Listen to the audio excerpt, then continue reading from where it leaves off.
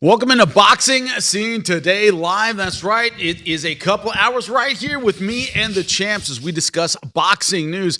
First piece of business, a little bit of legal business, who is bad news for Vergil Ortiz and maybe the fans of Vergil Ortiz versus Boots Ennis. To help me break it down, Jimmy Smith alongside the champs, Chris Algieri, Paulie Malignaggi. Well, looks like a judge has granted me arbitration to Golden Boy in their ongoing dispute with Vergil Ortiz about the making of the Boots Ennis fight. Also, beyond that, Rick Meridian is forbidden legally from negotiating without Golden Boy until this is resolved. So it looks like, for the time being, Boots Ennis, Golden Boy, Vergil Ortiz won't all come together to make the fight happen, of course, with Matchroom alongside that for quite some time. So a victory for Oscar De La Hoya and his team, but this fight, once again, getting delayed by legal wranglings. Chris, I see you throwing your hands up. Not something you didn't expect when this whole thing started, gotta say, but gotta be disappointing for those who want to see such a great showdown. Two guys in their prime at 154 pounds. Myself included. This is a fight that I really I think is important for the health of the sport right now. I think it's a perfect timing for both these guys. I think both fighters actually want the fight to happen. But I hate doing the I told you so, but when this was all coming down, I was like, this fight is far from being made because this is going to muddy the waters. I'm actually surprised that this decision came down so quickly. Very fast. The arbitration came through and they went. I'm not surprised they sided with Golden Boy. The promoter-fighter agreement is made for these kind of situations. They're usually ironclad. I've gone through this before. It'd be very odd for a judge to go against the promoter in this situation where he's going to have to step aside and allow the manager to be able to negotiate the fight with another promoter. I didn't really see that was going to be the case. I'm just surprised at how quickly they were able to schedule the arbitration, how quickly the judge was able to decide based on the readings of the letter of the law in this situation. But in terms of what this does now, I mean, does it necessarily mean the fight is off the table? No, because now you can have Golden Boy actually look to make the fight. That's what I was thinking. Yeah, I feel like saying the fight's off. I feel like Joe Pesci in Goodfellas. Like, excuse me, I'm a little sometimes a little effed up here, but you know, like, kid Golden Boy just negotiate the fight. Yeah. I don't understand. Once this is all settled, unfortunately, that's So the this has to problem. settle first. They can't negotiate it in the meantime. In the they got to interim, go through arbitration. They have to do all this first. They're not in my. can't fight in the meantime. Can't just do it. Put the money in escrow, make the fight happen anyway. I mean, but I think it's negotiations that's the issue, right? Right. It's the idea, are they willing to skip these steps, put all this aside, get the fight done, and then figure this all out later? I don't see it. We're talking about tens of millions of dollars that they're not going to leave up in the air. Well, they can leave some of it in escrow and some of it agree to take some of it. No? I mean, champ. It sounds simple, but guys, it's never That simple. way the fight happens. You got a nice bundle of money waiting for you when the issue's done. This makes me think, and I've said this before on the shows, maybe not everybody wants the fight to happen. And I'm not saying the fighters. I think both fighters want to fight. Right. I think I always side with the fighters in terms of wanting to fight because, listen, that's how we make money. That's how we make our legacy as we fight each other. And when you're young and hungry and you feel like you could beat the entire world, why not? I don't know. I don't know if both sides really want to make the fight, and I'm kind of leaning towards Oscar being the one that doesn't want to make the fight. And like I said, it could be for other reasons. Not saying that his guy can't beat Boots, and I think he even quoted and said at one of our shows and said, "Of course, I think he can beat Boots." But there's other things that work around in terms of a promotion and a business of a promoter in terms of the fight, in terms of things that are going on around that. The business side really muddies the water in these kinds of situations. It's not as easy as just picking a fight, especially at this level. Yeah, but the idea that most of the time, you know, and there have been one or two situations in boxing history we could talk about where the promoter and the fighter weren't on the same page. Hey, I want this fight. Well, you know, we'll see what we can do. Hey, I want this fight. Usually when the fighter makes it abundantly clear, that's the fight they want. Now, who's on the A side? You could argue Ortiz because he does have a Mexican-American fan base. You know, that pulls a lot of money, doing very, very well, of course. This idea... You could argue Jaron, too. He's been a world champion. But yeah, Jaron has some pull as well. But this idea that usually when a fighter with the pull of a Vergil Ortiz says, I want this guy... it happens. Now, he's not De La Hoya. He's not one of those huge crossover names, but enough that you could imagine he could make it happen. It's very rare that we see a fighter and a promotion at odds over this kind of matchmaking, Paulie. Am I wrong? Well, we're just assuming. Right. You know, but I don't know. I don't necessarily think Oscar doesn't want the fight. Right? I think, you know, I think you're confident if you have Vergil Ortiz in him beating anybody. Vergil's stepped up more, I think, than Jaron, even though Jaron has had the world titles. You know, I think Vergil's more battle tested at a high level. I don't necessarily see that the promoter may not want the fight. I Based on who's going to be victorious. I'm saying in terms of maybe the business surrounding it. Right. Yeah, I don't think he doesn't think that Vergil can win, but it's maybe the kind of money you can get, and then do this. That we can come around to this after you've made a little bit more money. That's what it seems like. Or even a promoter just because there is a lot of weird money flying around. A promoter maybe holding out for. But Vergil's stepped up a lot as it is. I mean, if you're gonna it's not like, oh, let's hold off. He's stepped up so much. You might as well fight Jaron. I mean, every fight he's fought a lot of fights he's fought have been pretty dangerous. I mean, he beat Madrimov, Boachuk. These guys fought some tough guys as it is. So, I mean, if you're gonna step him up, might as well fight Jaron. That's why I don't see it that way, because it's not like he's not one of these guys like who's fighting and then he's fighting so much of a low level. It's like, okay, let's keep milking it. He's not even milking it. Even when you milk it, he's not milking it because he's fighting tough fights anyways. So might as well when fight he was Jaron. young at 47, like guys like Brad Solomon, guys like That's what I'm saying. Herrera, So like those are not guys you want to fight. So that's what I'm saying. So I don't see how you just don't make the fight. I don't see how the promoter. Dude, there's already plenty of money there. They got a lot of money there. Hey, well, greed's a mother effer, man. But there clearly is a sticking point. What I'm saying is, we don't know if it's Oscar De La Hoya doesn't want to make the fight. He thinks there'll be other opportunities. There was clearly a problem from the beginning in how to divide this fight. And I always think of when it was B-Hop, Roy Jones Jr. 2, and they could never get that one together while both guys were in their prime and doing really, really well. And I remember Jim Lampley saying these guys couldn't figure out how to divide $20 million between them. Mm-hmm. And I remember I don't know if you guys remember him saying, he went, yeah, these guys can't figure out how to divide $20 million.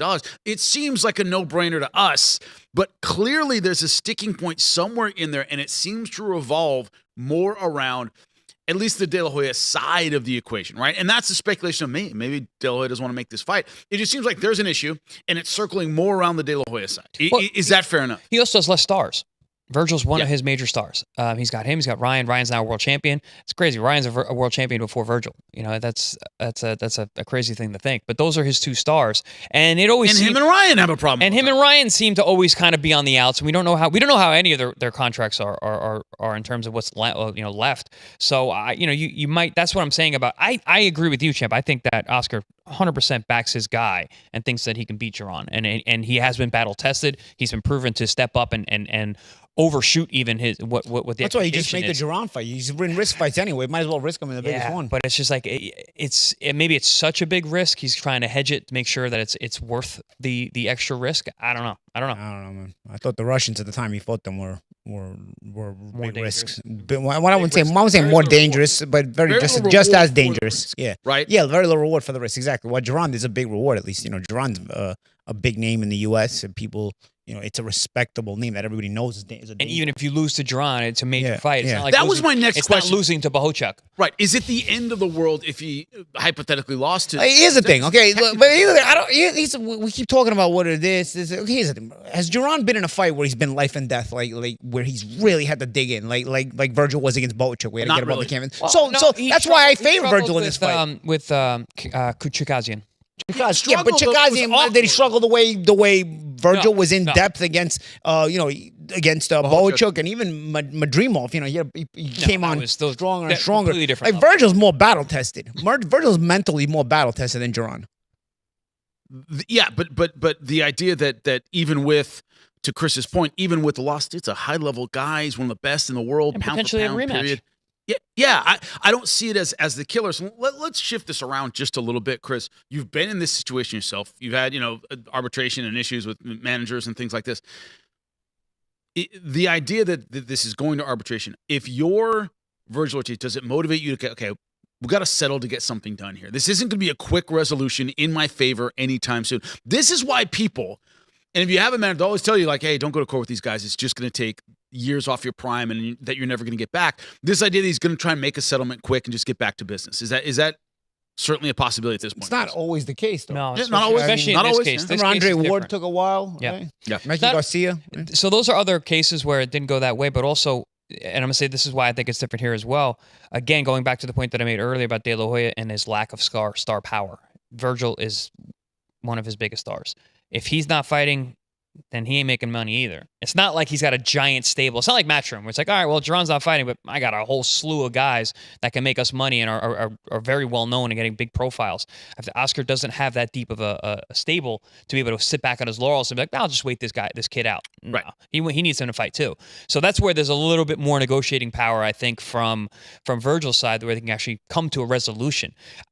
In a perfect world, they come together, make a resolution, and this fight happens. And I know it's just the problem is that boxing's not a perfect world.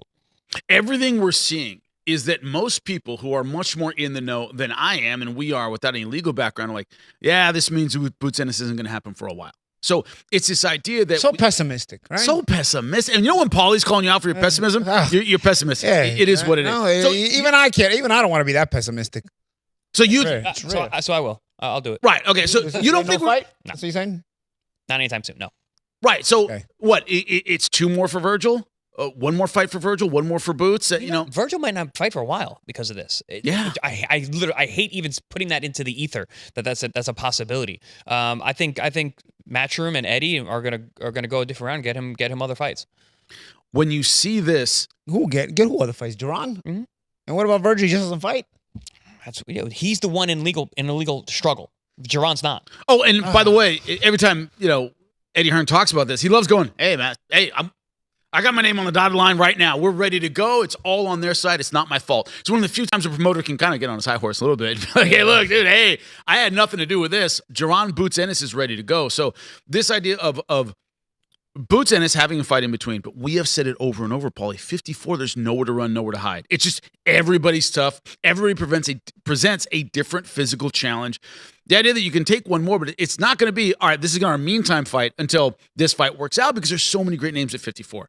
If you're Boots. Yeah. Yeah, he just hasn't fought any of them. But Yeah. but there's definitely fights there. I mean, if you don't make these two against one another, there's definitely fights you can make. But they're not easy to make either. With Jaron, I mean, listen, Jaron could fight Josh Kelly tomorrow, right? Josh Kelly, Yeah, both I Matchroom. forgot champion. Josh has a Yeah. You know, and that's very makeable. It's also very winnable. UK fight makes a lot of money. Okay, fight makes Right. a lot of money. Josh Kelly also living up to his potential, needs a big name now to go up against as well in a title defense. That makes a lot of sense. Man, listen, it's not on this side of the pond. It's not going to be as big as Vergil versus Jaron, even though Vergil versus Jaron wasn't a title fight. But now Jaron, the opportunity, for argument's sake, let's say he beats Josh and becomes a 2-weight world champion. That's more negotiating power now when he sits down to make the Vergil fight whenever that fight does have to get made. Or to make fights with the other champions too, because once you have a title, like Jaron's the kind of guy like if Jaron doesn't have a title and you don't have to fight him, I don't think a lot of guys are gonna want to fight him. So if he's got a title, it's like, all right, now it's unification. Let's come to the table and really talk. Yeah, is there a better route than that? Josh Kelly? So you think at 154, Jaron's not going to get fights still? I think at a certain point, but I think he's got a big promoter. At a certain point, it's you then. You can get the fights at 47. You can get the fights at 54. No, but what'll happen is guys will start to unify. And they'll be like, well, it's a bigger opportunity to unify than to give Jaron a chance. But Jaron with a title and promoter and actually not promoters, governing bodies will allow you to step aside for unifications. So but there's going to be a way to avoid. But Xander's not going to be around at 54 for a long I time. agree. So there's going to be titles opening up, being vacant. There's opportunities are brewing at 54. It's a constantly shifting weight class with talent constantly moving around. I don't know. I think there's opportunities there. It's got to be. We hope. We hope. What we don't want to see is both these guys sit on the shelf. Jaron's not going to sit on the shelf. He's in a matchroom deal with a promoter that just got just extended 5 years with his own. So there's no sitting on the shelf for Jaron Ennis. It's just a matter of what kind of fights is he going to get.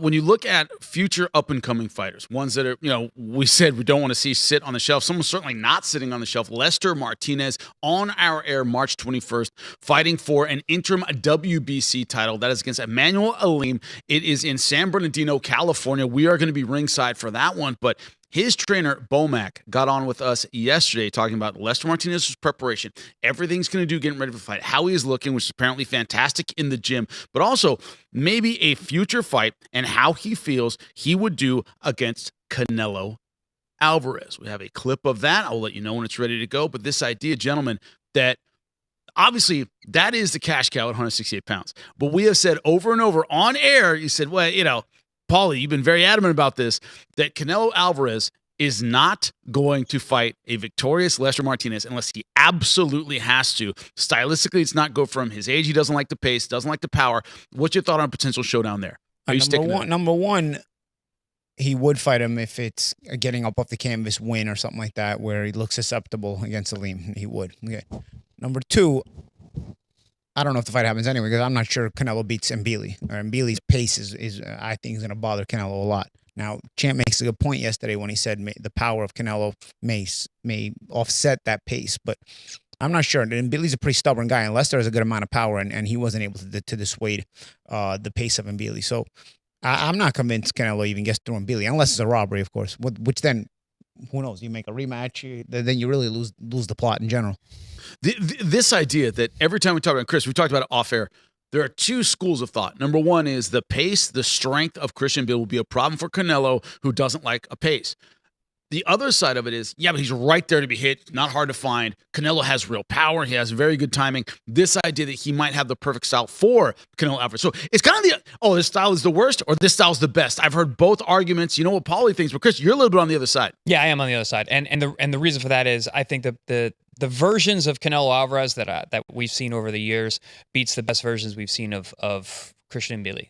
But the question is how much of that Canelo is left, because I've called a couple of Christian Mbili fights. I like Christian Mbili a lot. I like how he fights. I think it's very entertaining. He's a pace guy. He is incredibly conditioned. He's physically strong. He's big for the weight class. You name all that, he's that guy. He's an effort guy. But in terms of him, when he starts stepping up in caliber, when he fought Derevchenko is the perennial give the champion hell, can't get over the hump, become champion. One of the best fighters to never become a world champion, Sergey Derevchenko. And Sergey fought that fight against Christian Mbili. I think he blew his bicep in his second or third round. He fought most of the fight with one arm. And you saw him digging down and double tripling up his rear hand. It was a very impressive performance. But he was hitting Mbili with shots that were making Mbili think. And when Mbili was thinking, he's not gung-ho, full bore, ton of pace. He got caught a few times being in a position where he didn't know where to go because Sergey was giving him different looks. He was setting traps, even with one arm. And I saw that and I go, oh man, Canelo's people are watching this. We got to fight this guy now. And there were also times where I saw Mbili's head over his feet up there for the uppercut. Canelo's a fantastic uppercut. Body shots are there. Derevchenko's a good body puncher. Hurt him to the body. There's a bunch of things I saw in that fight where I was like, I see where Canelo gets the advantage in these situations. But again, since that fight, Mbili, I believe, has gotten better. He learned a lot in that fight. Big step-up fight against Sergey Derevchenko. The Lester Martinez fight, keeps going back, I think he learned a lot. And also, Canelo seems to be a bit on the slide. So we've got it's a timing fight for me. I'm gonna toot my own horn a little bit. I'm gonna pat myself in the back a little bit. I gotta say, you never do that. Oh my God! I think it's one of those times where you just have to do it. Right. You know why the Canelo fans don't like me?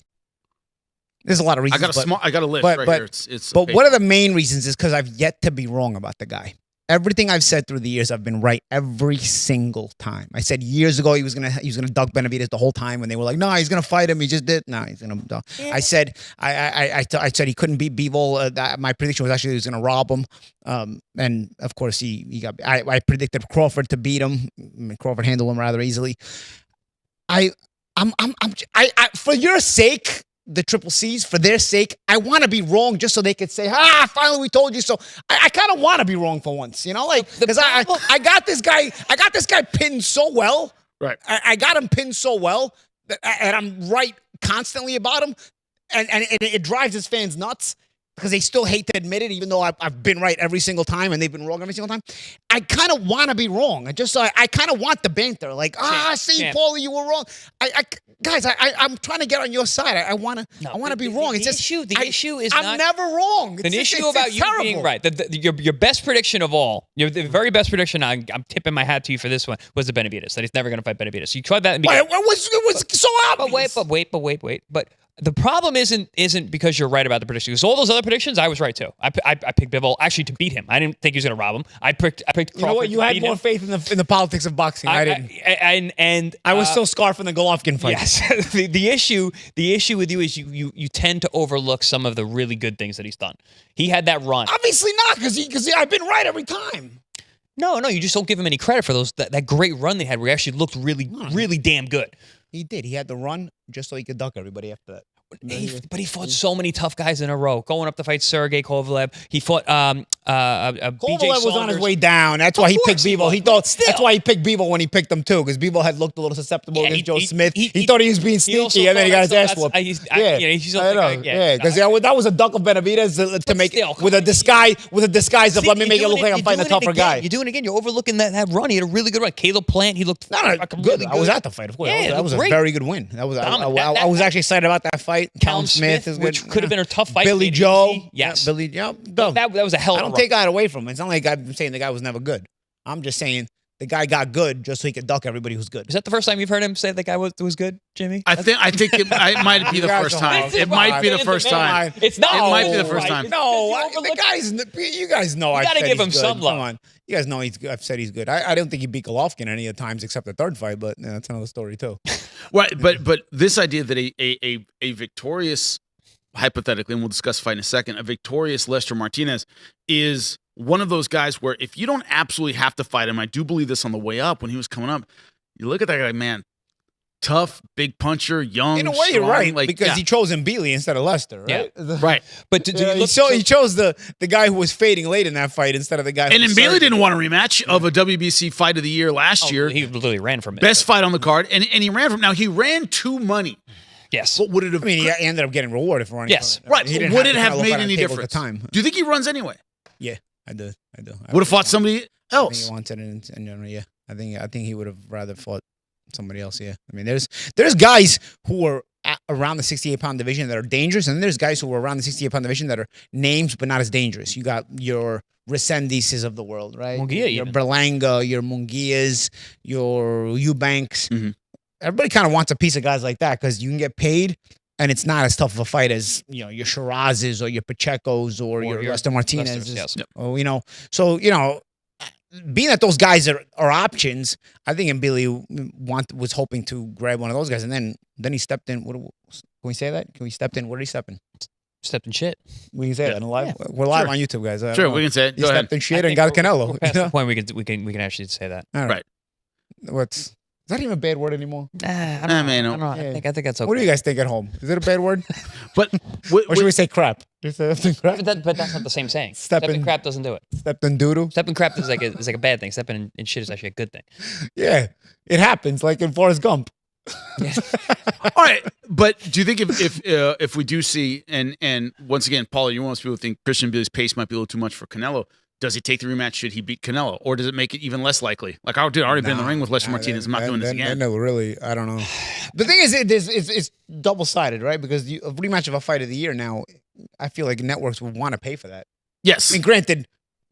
Wait, looking you say I'm a victorious Christian Mbili. If Mbili becomes champion by beating Canelo, does he get? I think it's you got to push hard to make that fight happen, and because there's such. But it's a rematch of the round. It's a rematch of a fantastic fight, which is very deserving. I think that would fall on the marketing of Team Lester Martinez to be like, guys, this is a no-brainer. We have to make this fight. The fight was great the first time. We need a 12-round fight because the 10 rounds didn't show who was better. So we need to make this fight happen, and I'm the interim champ. There's so many reasons that Lester would be that fight if they were not to be. That would be an amazing rematch, and it would build up so well. It'd be so good for the weight class. So good. It's so good that Netflix probably would have nothing to do with it because it's not sideshow enough. But that would be a great Netflix fight. Yeah, but it doesn't have that freak show quality. But the idea of stylistic has an amazing quality though. It's a great fight. It's a great fight. Right, but throwback fight actually. Yeah, and that was the first one. Yes. Yeah, I mean, you could put these guys together and they'll be Gotti Ward every time. I think. I agree. Yeah. I agree. Higher level. Higher level. Sure. Yeah. Little question: who do you think the fight took? Herrera Morales. Yeah. Not that high. all right. What are we gonna do? Let's go. All right. But this idea that a fight like that takes something out of somebody. And it was Lester Martinez coming on late. It was Lester Martinez, I think, landing the bigger punches throughout, although Mbili did take a lot of physical space. No, that's did a land good some point, stuff. Jimmy. Did it take more out You of? know what? I hadn't thought of that. Yeah, Good I point. thought it took more out of. Maybe there's an avenue to where I might be wrong, Triple C's, and you might actually be able to get me. That's the avenue to where I could be wrong. Did that fight take a lot out of a steam train like Mbili? Because the guy who fights with that kind of style, typically their prime doesn't last that long, right? So Yeah. man, sometimes it ends in one fight. And even if could that fight be the one that it's not a hill, it's a slows cliff. him down? Yeah. Right? and even if it wasn't physiologically demanding The on Triple Mbili, C's have hope. maybe There's it was hope for you. maybe it was after all. psychologically demanding on Mbili, where he goes, man, I can't just out engine everybody. There's guys with engines like mine. Make you think. And go fight behind the engine too. And I've thought of a couple of times in history where a fighter saw a fight where they saw something, they're like, now's the time to fight this person. Yeah. One is Sugar Ray Leonard with a rematch for Duran. You got him right away. Yeah, right? and also when he said he fought Hagler, he said he saw Knees were shot. Mugabe, and he said He's the like, way he make looked right against away. Mugabe. And he knew his knees were Anytime- shot. For me, Mugabe was a beast to Yes, begin with. absolutely, You see absolutely. Mugabe fight. Canelo also did it to Kovalev because Kovalev had that war. Yeah. He had that absolute war with I always forget this kid's name, and he's really good. The British Anthony Yard. Anthony Yard, That vicious war with Anthony Yard. Yeah. Canelo made that fight like 2 months later. Yeah. So there are certain times where you kind of like certain fighters who have the ability to kind of pick and choose when and who do that. Maybe this is that situation. Maybe Canelo watched that fight and went, all right, this is a prime time to pick an undefeated guy. He didn't lose. He took a draw, but he had a tough fight. Let's make that fight happen now. Sometimes you go wrong though. Yeah, absolutely. Sometimes you do a Ray Leonard against Terry Norris instead. Amir Khan went with me. They picked me because of the Pacquiao fight. It's like, oh, this kid's got PTSD. Let's get him. Mm-mm. Yeah, and there's been a few of those actually. Ali Frazier 3, where he went, he got, this idea that Foreman crushed him. I'm going to walk through him. He shot, and against the ropes, Frazier said, I heard you were shot. He goes, you heard wrong, pretty boy. Hit him with left hand. Like Canelo Bivol. thought it was done. Canelo Bivol. Yeah, that was a hand pick, but that one was a little different because Bivol's young. Yeah, there was nothing in the Got cracked against Joe Smith. He got hit one time in the fight. He got hurt, sure. He literally got hit once. Yeah, but he also, he there wasn't a lot of pizzazz to Bivol style at that time. It wasn't until Canelo that Bivol started getting the credit he deserved. Will anything Lester Martinez fight against Emmanuel Aleem, which once again on our air, that's March 21st, the Aleem fight, can that bring anything out of Lester? Can it reveal anything about Lester? Does it change our opinions about all these things? I see Christopher nodding already, but this idea, are there things in that fight you're going to be looking for, not just in terms of how he does against Aleem, but against potential opponents afterward? What does Aleem bring that might give us some hints here? Champ, you want to go with this one first? I mean, every fight you're under a microscope when it's like this. When you're at this point in your career now, when you enter into this room, the microscope gets much closer. And yes, you get paid more, but you're also under the microscope as far as criticism is much more severe. Opinions are much more common. So, more people are watching, so more people are going to create opinions. Of course, now there's a responsibility to look dominant every single time, which is not easy. It's a little bit of extra pressure as well. I think it's a pressure that, when you're coming up the ladder or even when you're a kid and you start boxing, that's the kind of pressure you sort of dream of being able to live through, because, it means you're in the spotlight. It means you're making good money. It also means you're getting closer to your big goals and accomplishing your dreams. But yeah, it's certainly, there's always potential to, now it's not just about winning. It's about continuing to win in a certain fashion that is acceptable to the critics. What does Aleem bring that might physically match up with somebody he's going to face soon? We spoke to Bomac yesterday, and you could tell he has a lot of respect for Aleem, and he understands he's tricky and he's dangerous. And this is a tough fight. Unless Lester because listen, Lester, because of the power. Because stylistically, Lester could be hit. Absolutely. No, they're both high contact guys. But also, to the opposite point is, I can see Lester going out there and blowing this guy around in a couple rounds, because he is a good puncher, and he is aggressive, and he's willing to engage right away. And Aleem also engages too. Yes. So he's there to be hit as well. They're both high contact fighters, and he has been starched before. I think it was Hugo Centeno knocked him out real bad. Yeah. Remember Hugo? Hugo was a decent fighter. Hugo was a decent fighter for a while. So that I could see that happening. If that doesn't happen, this is going to be a really tough fight where Lester is going to have to dig deep once again. And he's going to have to be really smart because there's a lot of landmines in this kind of fight. And even Bomac said it. He's like, yeah, I think we're going to stop him, but it's going to take some time. And I think it's going to be rounds into it, which means Lester is going to be tested and hit because So they're Ali's preparing. gonna fight. They're preparing for a little bit of a drag to the mud kind of fight. I think so, and I think that's where we're going to learn even more about Lester, and we get to see him shine in those kind of situations once again. But yeah, no, I think this is a pivotal fight in the career of a young fighter like Lester Martinez. Well, when you look at pivotal careers and maybe steps moving forward, of course, Tyson Fury coming back to the ring. Obviously, a lot of hype around him. The guy retires every 5 minutes and then comes back against Makhmudov. What we are looking at right now in this fight is not just the fight itself, but the fights underneath it, the undercard. Conor Benn, of course, signing a $15 million deal reportedly with Zuffa for one fight. Fight Regis Prograis on the undercard of this fight. Now, this is one of those, when you look at it, that is the big name underneath, is Conor Benn and Regis Prograis. Not a lot on the undercard. This idea that we're getting the return of Tyson Fury, that's our selling point here. You've talked about Makhmudov's style being, good. He's aggressive. He's there to be hit. But the kind of guy Tyson Fury can come back well against. But am I watching this for the return of Tyson Fury? Is there a whole lot else on there? We're getting used to much better cards in boxing. We are getting very, very used to that. This one, outside of Benn versus Prograis, what is he? Ben versus Prograis is a good fight. I mean, name value is the only name I can think of. It's of. basically the same as Fury versus Makhmudov. Right. It's a showcase fight for one guy. So when you look at it as a fan, am I tuning in for Tyson Fury and Makhmudov and that's it? No, because I think there's so much hype around the signing of Ben and that $15 million number. Yes. Where now UFC fighters are like, who's this guy Conor Benn? Why is he making so much money? Yep. I think people are going to tune in for that. It's also on Netflix.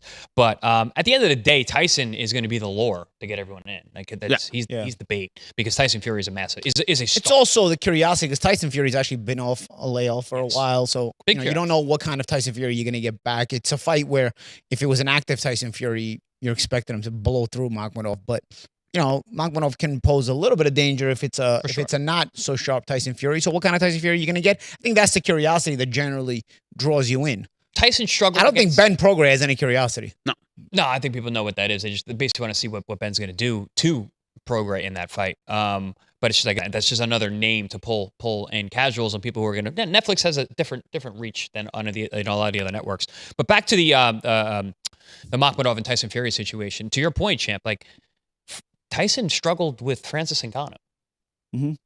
You don't know which. He's like a box of chocolates against Forrest Gump. That guy fights Makhmudov. You don't know what you're gonna get. Yeah. If that same Tyson Fury fight, and how many years ago was that fight? That was 3 years ago now. Yeah. I mean, granted, he probably didn't train for Ngannou looking back, but still. That guy showing up's a problem. Yeah. Right. That guy's in there. That guy can show up. I think Fury. I agree. Fury's training. I think Fury's gonna go. Fury wouldn't announce this whole big spectacle comeback and then. Okay. Also, not take which it I seriously. agree with you. I agree with you. I think Fury's taking this very seriously. I think he's got a dangerous guy in front of him. He understands that, but he also is a guy. Easy with the dangerous guy in front of him. Yeah. Listen, if you don't think a guy's dangerous and you're training, you're not training that hard. He's got dangerous. I mean, my point is he's dangerous enough to where you need him to be not so dangerous because it's your first fight back, but dangerous enough to be a marketing fight as well. Big, scary looking. He's a big. Right, he looks like a villain. Ogre. He looks like a villain from like a boxing movie. But in terms of should have made him Drago's son. Right. He needs to be a little more svelte though. But anyway, Tyson Fury though he's older. What is he? 37? Nah, 39, I think. No, 39? No, I don't think he's that old. Yeah. Yeah, I think him and... Is he? No, he's born 1988. Yes, you're right. Maybe 37. Yeah. So, again, that's when things start to get a little funky. I know he's a heavyweight, but also he's an athletic heavyweight who fights with athleticism and reactions. He's not like a thudding heavyweight like a George Foreman. So, I mean, what version of Tyson Fury are we going to get? We're going to get the guy off the couch who's 37 years old now? But that's the sell. That's otherwise, because if it's a Tyson Fury in his prime, it's just a showcase and it's not... doesn't really do anything for you, but it's Tyson Fury coming back, and what kind of Tyson Fury are you going to get? That's the sell. Ben hasn't been off. Ben's been fighting. So the whole point of fighting Prograis, who was almost rocked and knocked out by Jojo Diaz, was not even a puncher. I don't understand that at all. So I don't see what the sell there is. But the sell's, like you said, it's a showcase to present Ben to the public. A showcase to a guy who's never been world champion, and you paid $15 million to? With the showcase? Well, it's also... God bless for Ben, but... It's an FU to Eddie Hearn, is really what it seems like, because it seems like they're trying to take his guy... But you don't have an egg on your face for making that kind of deal with a guy who's never been world champion? I don't know. They don't care. How They much don't were care. you surprised by the Regis You can make Prograis so announcement? much. That was a name we didn't Out even of nowhere. when he signed Conor Benn, we were, oh my God, Ron Garcia would be a big fight. So and so would be a big fight. This guy.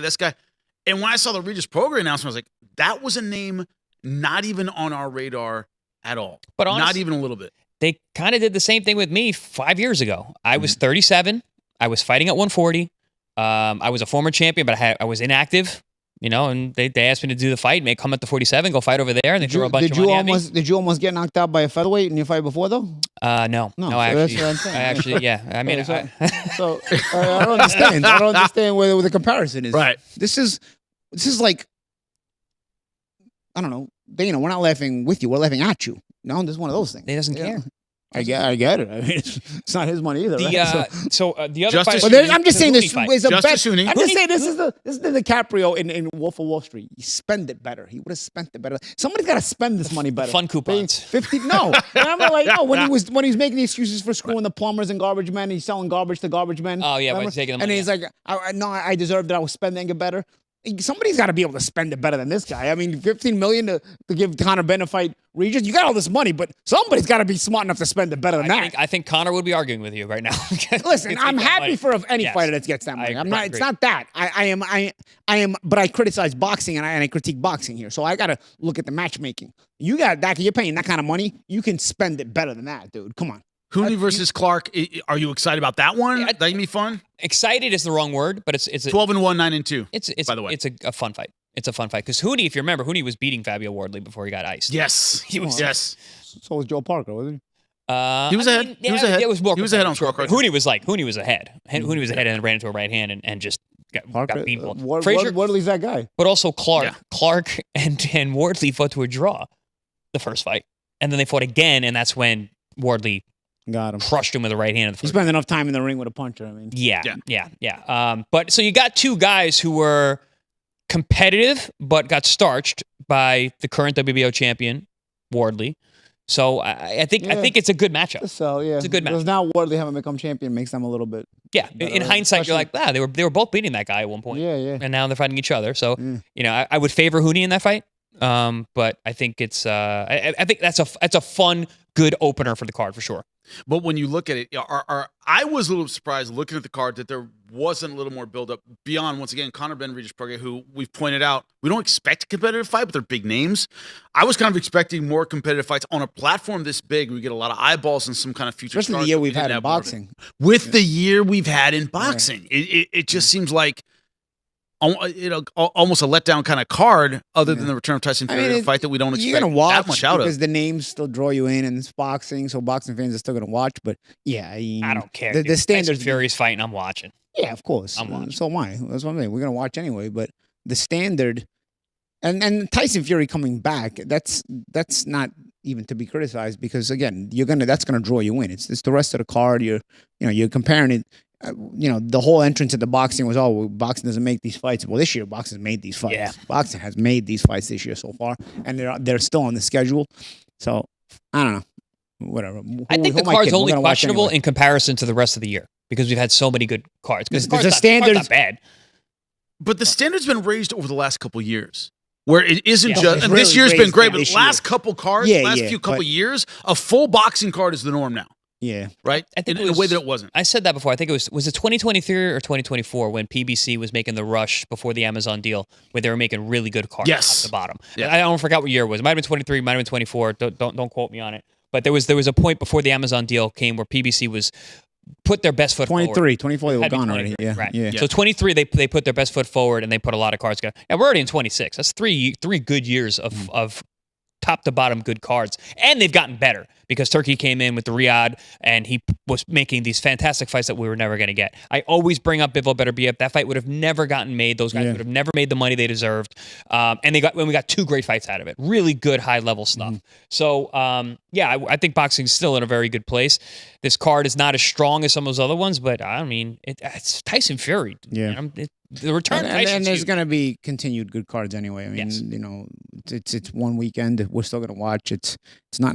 Listen, I'm not going to complain when there's more boxing on TV. End of the day, right? But also, it's a real guy. It's not. It's not. It's not. Well, you're going to watch for the Joshua. you're going to watch for the curiosity of can Fury beat Usyk in a third fight? Can Fury earn his way to a third fight? Can he get to the Wardley Dubois winner? Can he? That you're gonna watch with that eye. He's still a player. You're gonna watch with that eye on that, and then the counter argument to me is gonna be, well, that's why you should watch Ben too. No, Ben's not gonna beat any of the welterweight champions, guys. It's not gonna happen. Maybe a year ago, when the welterweight division was a little weaker, there's no welterweight champion I could pick Ben to win. Also, we got to see how's he gonna look, because he's fighting at 150 for a reason. Yeah, he hasn't fought at 40. Well, he's working his way back down. Yeah, he's working his way back down. So I don't mind that. He hasn't fought at 47 in years. Like, how is he gonna look? Because if he's at 150 struggling, how's he gonna look? He's fighting a guy who shot the bits. What do you mean? How's he gonna look? I mean, I can tell you that too. If there's any kind of reprieve, he might actually get a knockout. That's how he's gonna look. Yeah, we'll see. That's why we watch the fights, right? What could Tyson prove to you? We're talking about Alexander Usyk, the greatest heavyweight of this particular era, one of the greatest of all time. Could Tyson Fury do anything against Makhmudov that would make you go, yeah, he's the Usyk fight? No, but he could do something to make me want to watch him against the winner of Wardley and Dubois. Okay, and then if he beats that guy, then okay, then you have your answer to whether the Usyk thing is there. But like we spoke about yesterday, Usyk may just do this. What's the guy's name? Verhoeven?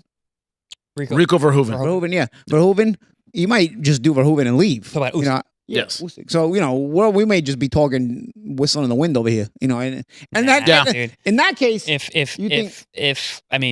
Usyk gets past Verhoeven and Tyson, if he gets past Makhmudov and looks good enough that we're like, oh, we'll do a third fight. Nah, bro. Wardley, you got to be Wardley and Dubois winner. No way. You can't go back into a third fight with Wardley and Dubois hanging around and then just beat Makhmudov and get a third fight. Nah, you got to bring the belt. Bringing the belt to the table makes it really juicy because now you can make the undisputed title again. But Tyson grabs a piece of the heavy undisputed title if he's able to beat those guys. If one of them decided to fight Wardley, I would be one surprised, two very. Well, why it's got to be Wardley? Why can't it beat Dubois?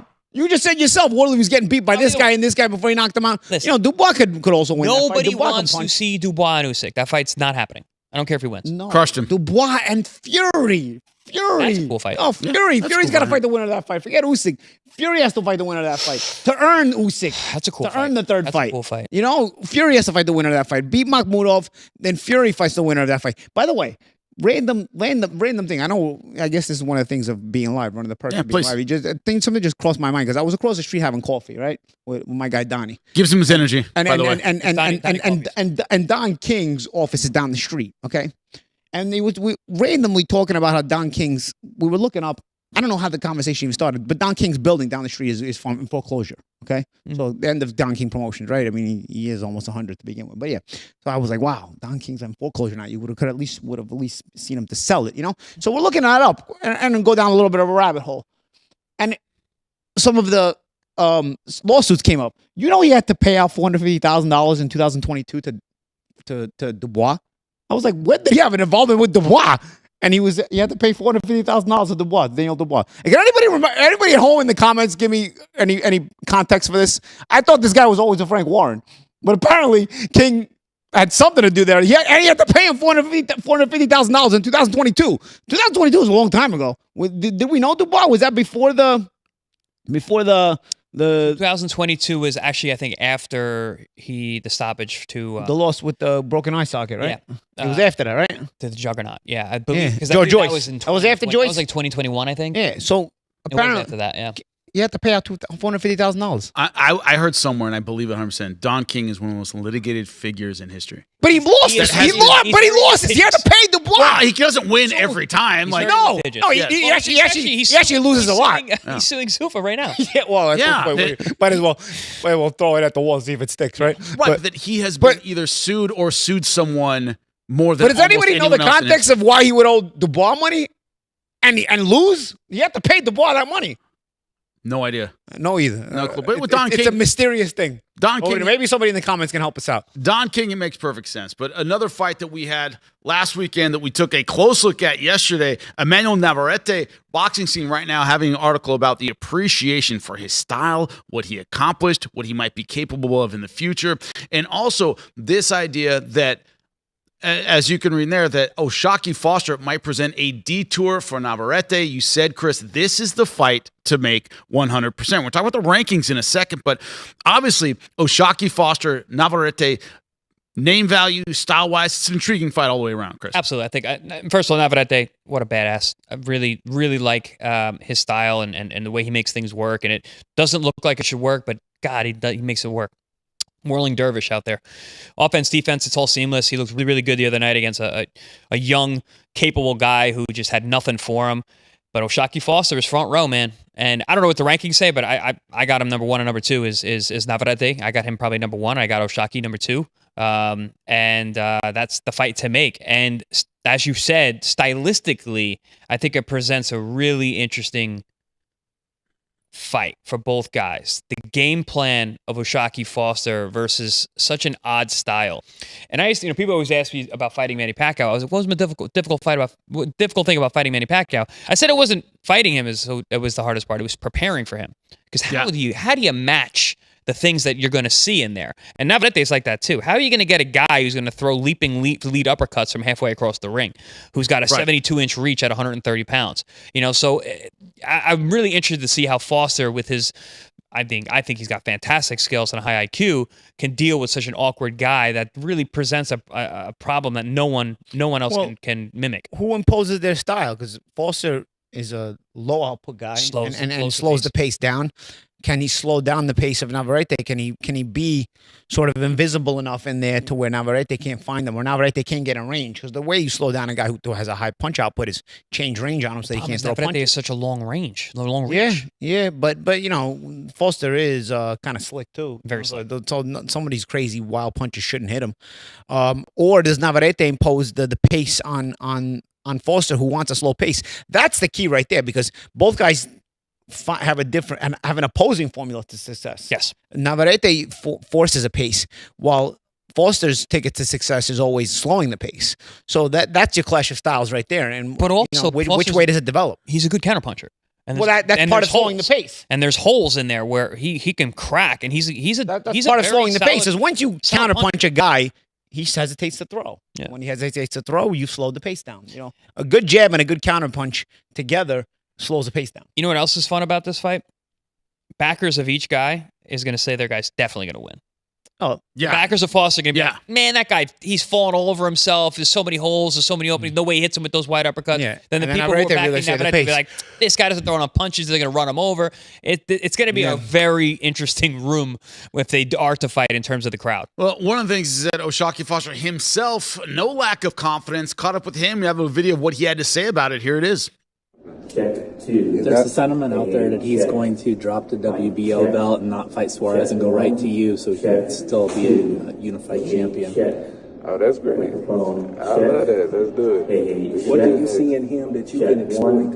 What weaknesses did you see watching him fight? What did you see that suits you to help you be victorious in a fight happen?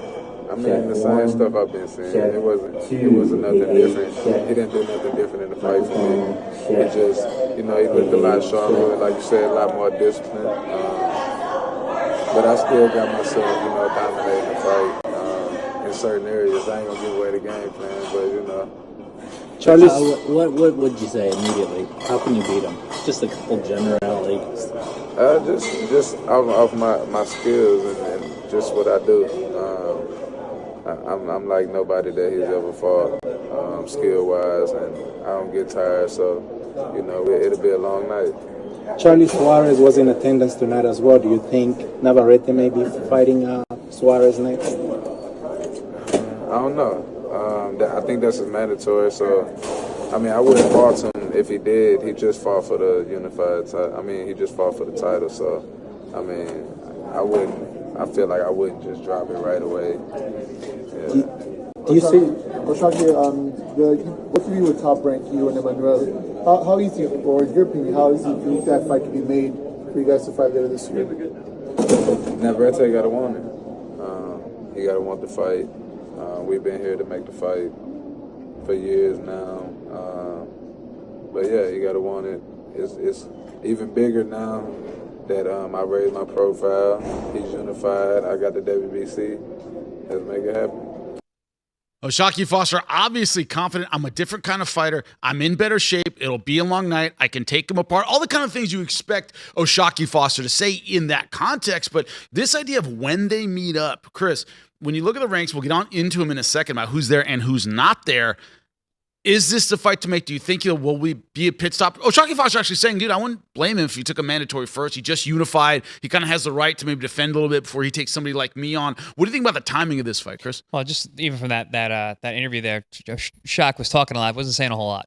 Yeah. We didn't get a whole. Well, he said I don't want to give away the game. We didn't get a whole lot out of that. Right. Showed that his confidence was there, and it's kind of the same thing we were saying before. I mean, in terms of how their styles match up. If either guy can impose their skill, that's who's going to win the fight, and that's going to be the game plan for both of them, is going to be able to turn the fight into their kind of fight. And I think if either guy can do that, they can really run away with it. But in terms of this fight, I wish he was pushing for it more. Step in front of Charlie Suarez. I know Charlie probably deserves it. He had a really close fight. That was a no contest. He's been waiting around. He's older. He wants it. But if you're shocked, man, you got to go for it, because Charlie might beat Navarrete. I mean, the first fight was very interesting. So I'm not saying he will, but I think he should shoot for this fight, with all his gusto and try and make it happen immediately. Let's take a look at the rankings. And Ring right now is what I'm looking at. Emmanuel Navarrete, O'Shaquie Foster, Anthony Cacace, Hobson Constançao, Charlie Suarez, you just mentioned, Raymond Ford, and then you have Eduardo Nunes, whom he just beat at number 7. There is obviously Gervonta Davis. We're not. I want to answer the question on the screen. Where's Roach and Tank? They're at lightweight and then super lightweight, right? Right. They're out of the weight class completely, right? I just want to answer the question for everybody always on the screen. Yes, for people who don't know, Roach has not fought at 130 pounds in quite a while. Neither has Gervonta Davis. But this idea of maybe the bigger names are at 35, this idea that maybe after 1 or 2 fights, let's say the O'Shaquie Foster fight works out, do you see him staying at 130 pounds? Roach couldn't wait to get out of 130, got bigger names and bigger value at 135 pounds. What's your thought on that? Well, it's also, you get bigger name, bigger value at 135. You can hack it. Navarrete had mild success at 135. He didn't really... Had no success. Yeah. Trying to be nice. I was mild not to be brutally honest. Yeah, did not. Champ makes me be brutally honest. All right, he had no success. Well, Roach, with the bigger names and so on and so forth, had the success he needed and stayed there. Once you have that success and you're able to bring in those big fish to fry, you don't want to struggle to make the weight back down. You don't want to make those sacrifices, because you know what? I can stay here, get the big names. I can handle myself with the big names. I'm going to hang around here. Navarrete, on the other hand, it was more of a survival tactic to prolong his career. If he goes to 130, he can dominate at 130 or possibly dominate at 130. And so he's got to make the sacrifices necessary to get back down. And that's what he did. And he's reaping the reward so far. O'Shaquie Foster, in a similar kind of way, one of the things that allowed, for example, a Lamont Rose Jr. to move weight class. Slick boxer, good countering, good moving, doesn't get hit a whole lot. This idea that boxing changes weight class a little better. When you're a higher contact guy, it can be a bit more difficult. Chris, is that part of it too? O'Shaquie Foster might have a better style to move up to 135 than Navarrete. What's your thought on it? No question. I actually think O'Shaquie's going to be better at 35. Really? Yes. He's a big 30-pounder. He cuts a lot of weight. I think he's hanging around for this big fight. So you think he'll be more output? He'll have more output? I think so. Yeah. I think so. I've been watching Shock for a while. He's very, very good. He's big. He's big. And I've seen him on social media leading up to his fight weeks. I mean, he walks around up there. Great shape, great athlete for sure. I think at 35 he'll have more energy, more output. He'll be able to impose himself a little bit more, because there are times at 130, and Champ, we've talked about this on other shows. He allows guys to get into the fight. He allows judges to give rounds away to his opponents. I think at 35 he's a little more assertive because he's not struggling to make the weight. He's not leaving some of it in the gym. I really think he's just hanging around for the Navarrete fight. But I think 35 is the future for O'Shaquie Foster, and I think he's going to be a real problem there. Now, this idea does that give you an idea that, from what you're saying, do you think would you favor him right now in a fight with Navarrete? Would he be the guy you would pick should this fight be made? And it's not easy to do. It's hard to go against Navarrete, especially as good as he looked the other night. And again, but then people are going to be like, but Nunes wasn't that guy. He was built up. He showed him too much respect. I don't know. Navarrete looked good either way. Right. I think it's a tough fight to call. Here's another thing to keep in mind. Both are going to be big for the weight. Can there be struggles? I mean, Navarrete made weight well this time. It doesn't mean he's going to make weight well next time. And also, O'Shaquie also doesn't make weight that easily. Can the weight cutting also have an effect on them in this matchup? I mean, you're going to think of then, you're thinking maybe, it'll be even playing field because they're both struggling, but really it's like, who does it better? That's why I hate the word weight bully. People are like, I was a weight bully. It's like, no, if you can do it and go out there and perform, then what are we talking about? If they keep making the weigh-ins earlier and earlier, we're going to have to start talking about weight bullying. And pretty soon they're going to start weighing in on Monday for fights on Saturday, the way they're going. Well, these guys, I think both of them would be okay with that. But again, regardless, they're both big 30-pounders. And when you were talking about Navarrete earlier, he moved up to 35 because he was struggling at 30, but also he was chasing the legacy of a 4-division champion, which other Mexicans have done, and he is a Mexican star. So he was looking to join that very rarefied air of being that 4-division champion and Mexican.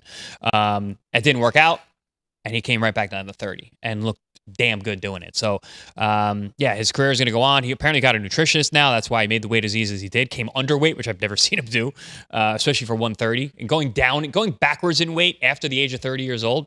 So tough. And he did it really well the other night. I don't know. This is a good fight. It's really hard to call. But I do think O'Shock, his future at 35 is going to be a good one, regardless of how this fight works out. But I don't know. Let's make this fight now.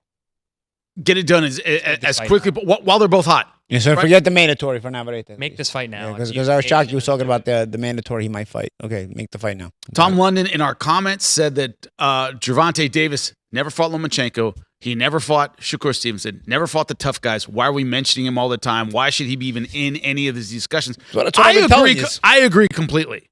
Especially in this situation, he might not even fight. Like he's. I would be surprised if we ever saw him again. He's off the grid right now. I would be surprised if we ever saw him again, let alone against real competition at 35 or 40. Yeah. It's this idea, of course, that when you look at what we have at 130, Navarrete looking very, very good, O'Shaquie Foster looking good. The idea that Suarez might be in there and deserve a little more. Let's get the big fight. It's so hard to market a fight.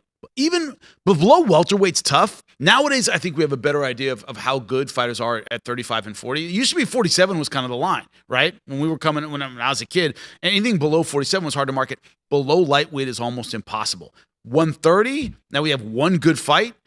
Get this one in, and then, obviously bigger names at 35. But to your point, Chris, it's a big fight that has to be made soon in a division that doesn't get a lot of love below 130. Yeah, I mean, 26 featherweight had a prime bunch of years, and it's actually prime right now too. But they're not the hugest names because I remember back in the day, you had Barrera and Morales fighting. Hamed made featherweight big at featherweight. The Pacquiao down there.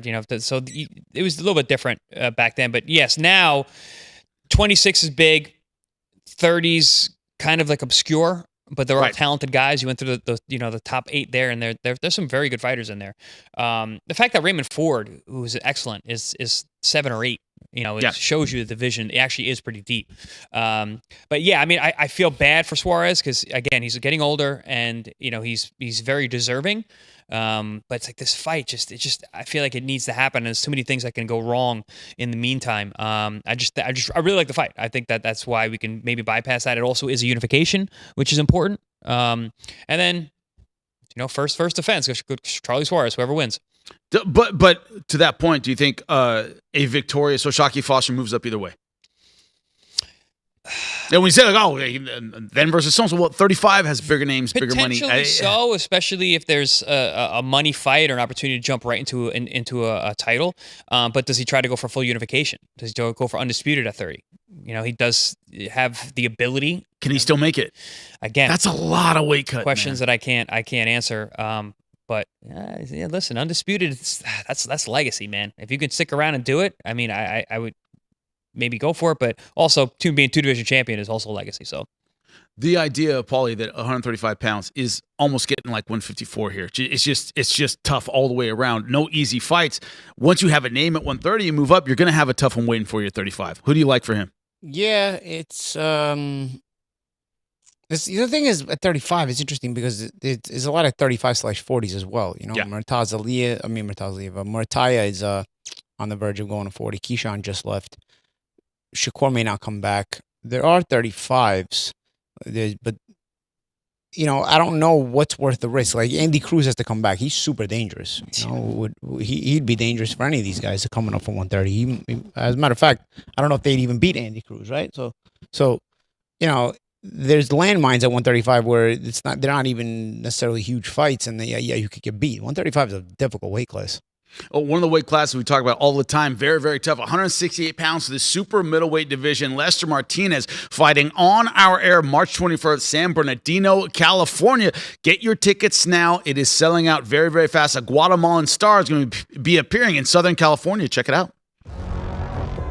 Saturday, March 21st, ProBox TV invades the NOS Event Center as Lester Martinez and Emmanuel Ali battle for the WBC World Super Middleweight title. Palmdale's Joshua Kevin Anton battles the Uzbeki Punisher. LA is in the house as Anthony Too Quick Cuba defends home turf against Brooklyn's Wesley Farrell, while Sam Contreras takes on Cesar Cantu.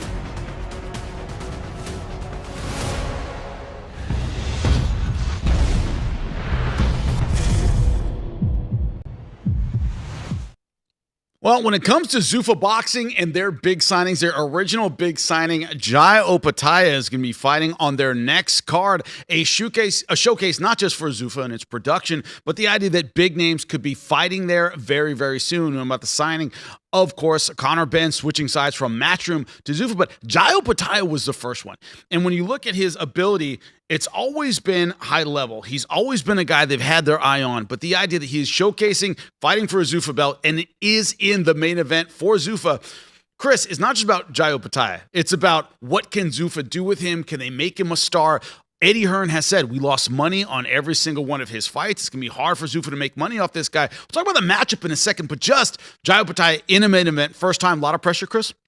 Listen, you got a guy like Opetaia who's every fight is a big opportunity for him. He's undefeated. You know, he's got everything it takes. Like you look at a guy like him and you look at him going for undisputed at cruiserweight. You look at him going up to heavyweight eventually and vying up there for actual world titles because he does have that level of skill. But in terms of the signing and this move by Zuffa and them getting him, where there's mush, there's push. All right. So the cruiserweight division, it's a bit of a weaker division. It's a division where you see there was an opportunity to step in. It's not a super lucrative division. All the cruiserweight champs always go up to heavyweight in order to make their legendary money or their lifelong money or legacy money, I should say. So Jai Opetaia, I felt like there was an opportunity for them to step in and grab a high level guy, even though he's not the most popular, he's not that expensive. You get him at a little bit of a discount. It's almost similar to how like MVP went after all the great female fighters that they've signed. They've taken an opportunity to take over a specific market because it's a little cheaper, it's a little easier, a little more leeway, a little more power. But with the decision making, I see that with Zuffa and their signing of Jai Opetaia this early on in this rollout. But in terms of Jai Opetaia and the fights, really I would like to see him fighting McElhion. Which they actually met at the Apex Center, one of the past Zuffa shows. And I expected that to be the next fight. In comes Brandon Glanton, very, very solid guy. Interesting fight because Brandon's always in great shape and his nickname is Bulletproof for a reason. Super tough. But it's not the kind of fight that you would expect for Jai Opetaia, where you're looking for a guy who's looking for title fights, unifications. It's time to get into the top couple guys in order to unify. Yeah, this idea that when you talk about that fight, you're like, oh, solid, it's good. Yeah, solid. Not super excited, not over the moon about this fight itself. I'll tell you, Glanton is not easy to stop. He's durable. Takes a good punch. He keeps bringing it to you. He doesn't have too many gears he goes through, so he doesn't have that many dimensions. Very conditioned. We've had him on Pro Box, very conditioned, and he's kind of a one direction fighter, which is straightforward. But he can punch. He can punch, and he can sort of break you mentally a little bit. He's just stopped former light heavyweight contender Marcus Brown, and Marcus stayed on the stool after a big 6 or 7 rounds. So granted, that's a light heavyweight, and Glanton is a pretty big cruiserweight, but nonetheless, he is a guy who will push you a little bit. Listen, is he as versatile as Opetaia? No. You would still favor Opetaia, and it's a chance for Opetaia to sort of have a showcase. But it's not your prototypical showcase like to stay on the Zuffa discussion, like a Ben versus Prograis. I think Glanton is more live. No, Glanton is live. Glanton can live. punch, and you still have to take Glanton seriously. Again, he's showcased in that he's one direction. He's one gear. So a guy with the intangibles that Opetaia has, you would expect to handle a guy like this. But it's not without the necessary effort. Because Glanton is going to make you work. He's going to come to fight. And again, because he can punch, he is going to bring out that element of danger as well. Can he make you look good though, Chris? Yes. If you're sharp. If you're sharp. Right. Yeah. If you show up, Jai Opetaia, if I don't know who that is, and let's face it, a lot of the fan base coming in watching Zuffa Boxing, we're assuming a lot of new boxing fans. We'll get some older boxing fans. A lot of new boxing fans. Jai Opetaia, a big signing that they might not have seen before. They don't know a whole lot about. Is this the kind of matchup that'll make Opetaia look good and draw people back in for this? It can, like you said, Champ. He's sharp because Opetaia is so dynamic. His offense is so dynamic, and he is a very big athletic guy. If he can go out there and put out those If he stops skills, Langton, that will be if he stops, wrinkle on a feather in his hat. Very impressive. That's impressive Very because Langton is not easy to stop, and Opetaia has the explosiveness to do something like that. He does. He's tricky. He's athletic, and he does hit hard. He's big. He's really big for the weight class. But I guess Langton is too. But Opetaia, in terms of his dynamic athleticism and the way he's able to deliver his offense, he can make you look really good because the world can now get to see you. Because Langton is durable. He is going to be there. It's not like he'll blow you out in 2 rounds. Like, we're going to see a lot of Jai Opetaia that night. You're going to see how deep his bag is when he's out there and he's moving the way he moves. He's a very impressive looking guy. The way he throws his combinations and his power punches. He does score ridiculous, like, show-stopping knockouts. I don't see that with Langton, but I do see him going out there and putting on a very dynamic performance. How about the co-main event? Ricardo Salas, Jesus Saracho, a guy we've seen many times on our air here. Both of them. Pro Box TV staples. This idea that, as a co-main event, that's an exciting fight. 2 guys are going to move forward a lot. Paulie, what's your thought? My first thought is, do you have any notations in the contract for Saracho missing weight? Because this guy, this guy with us at like 130 has been an issue. This guy loves not making weight. So his favorite thing. You'll jeopardize your fight. So you got to put some penalties in the contract for Saracho to miss weight, because otherwise you may not have a fight. You got to motivate him a little bit to make weight. Having said that, the kid can fight. So it is a pretty fun fight. This card is actually not bad at all. It's actually some good matchups, good competition. Reminds me of a little bit of a pro box level card. Obviously the main event is a little higher level, but even we're doing Lester soon, so it is a little bit of a kind of a pro box level card. And then the head to head matchups I think can be fun, and this is another one of those matchups that can be fun. If it happens, if Saracho makes weight. I think the variety that Zuffa has shown on the 4, what are we on, 4, 5? Is this Zuffa 5? 5, I think. Yeah, of these cards, the variety we've seen has been pretty interesting, because we've had some competitive fights that all went the distance. We had some not as competitive fights. We got really good knockouts. Now we got a card like this, which I think is actually really competitive. Like you said, it's actually I think it's a good card as well.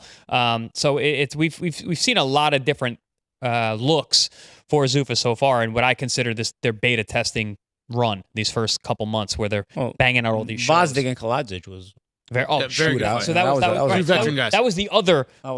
So this is 5. So that was the other one I was talking about. We saw a higher level guys. Yeah. Like that was a high level. We had a lower level card, but everybody's competitive. We got really, some good fights. We went the distance. We had a high level card. We had some really good fights. We got names that we know.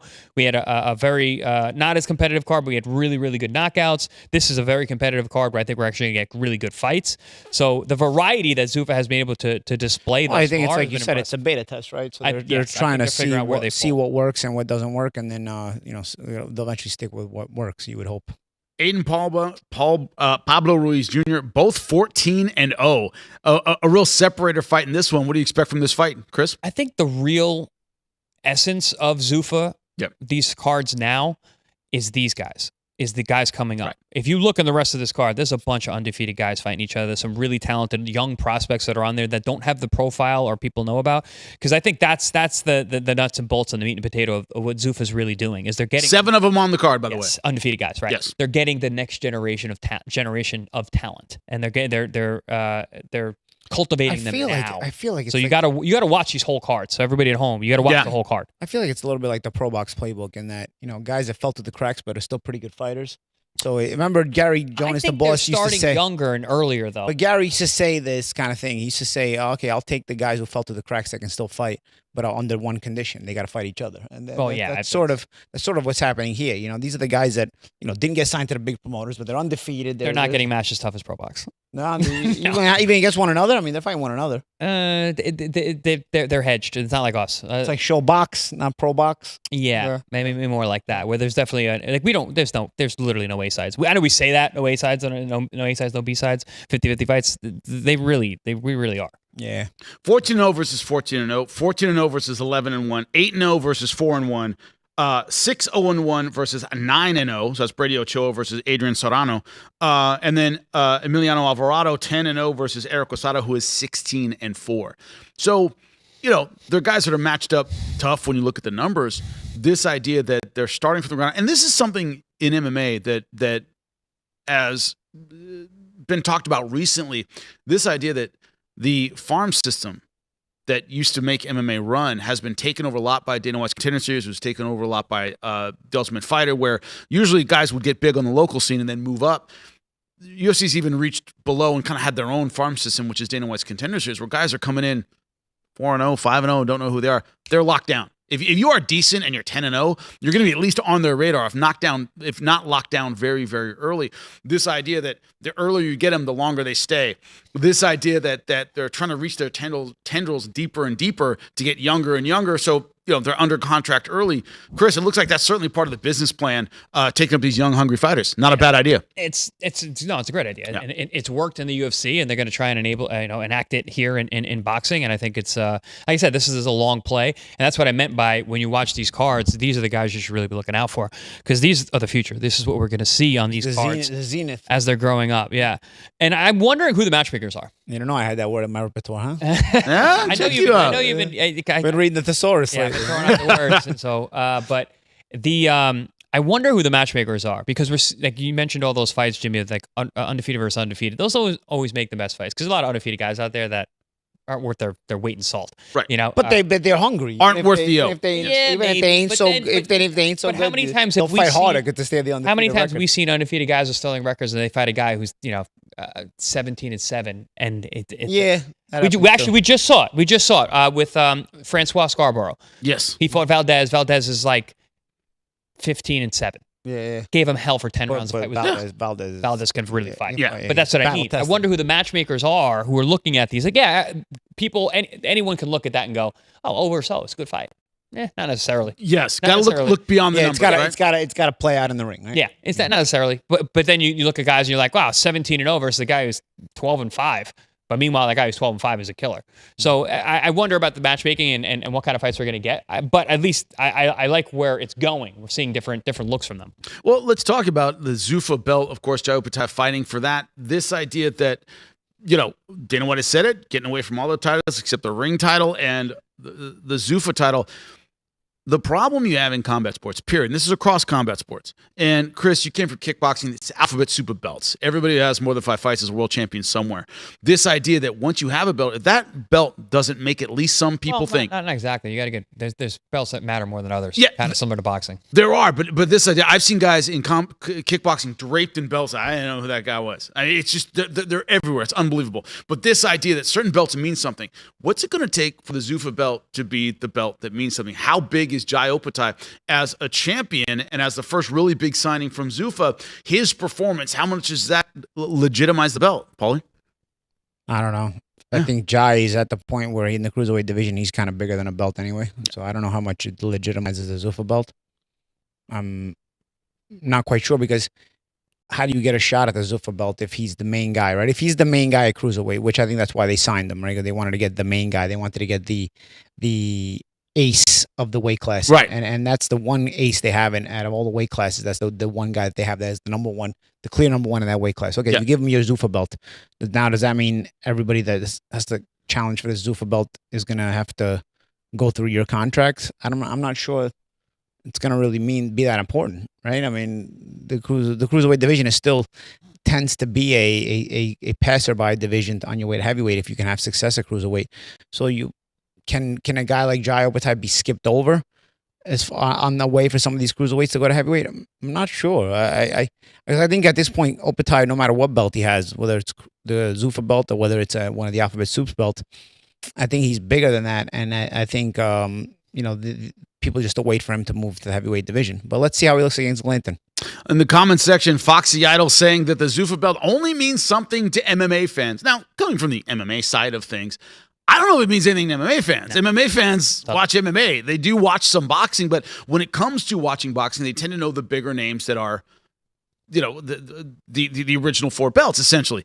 This idea that means something to MMA fans, I don't see UFC and MMA fans flocking to watch Zuffa Boxing because Jai Opetaia has a title. It's going to have to build something. Well, you got to build there. his profile. Yeah, you got to build the profile from as there. A fighter, there's no automatic profile. As a fighter, he's bigger than the belts because the cruiserweight division, it doesn't take a lot to become bigger than the belts in the cruiserweight division, right?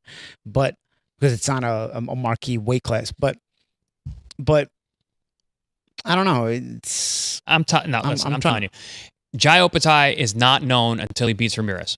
That's the only Zurdo fight's the only thing that matters. And Zurdo, unification. So if you're going to be known as a and Benavidez is about to beat Zurdo, no? right? You don't Exactly. think So if you're going to be known in the cruiserweight division, you have to be undisputed. Usyk did it.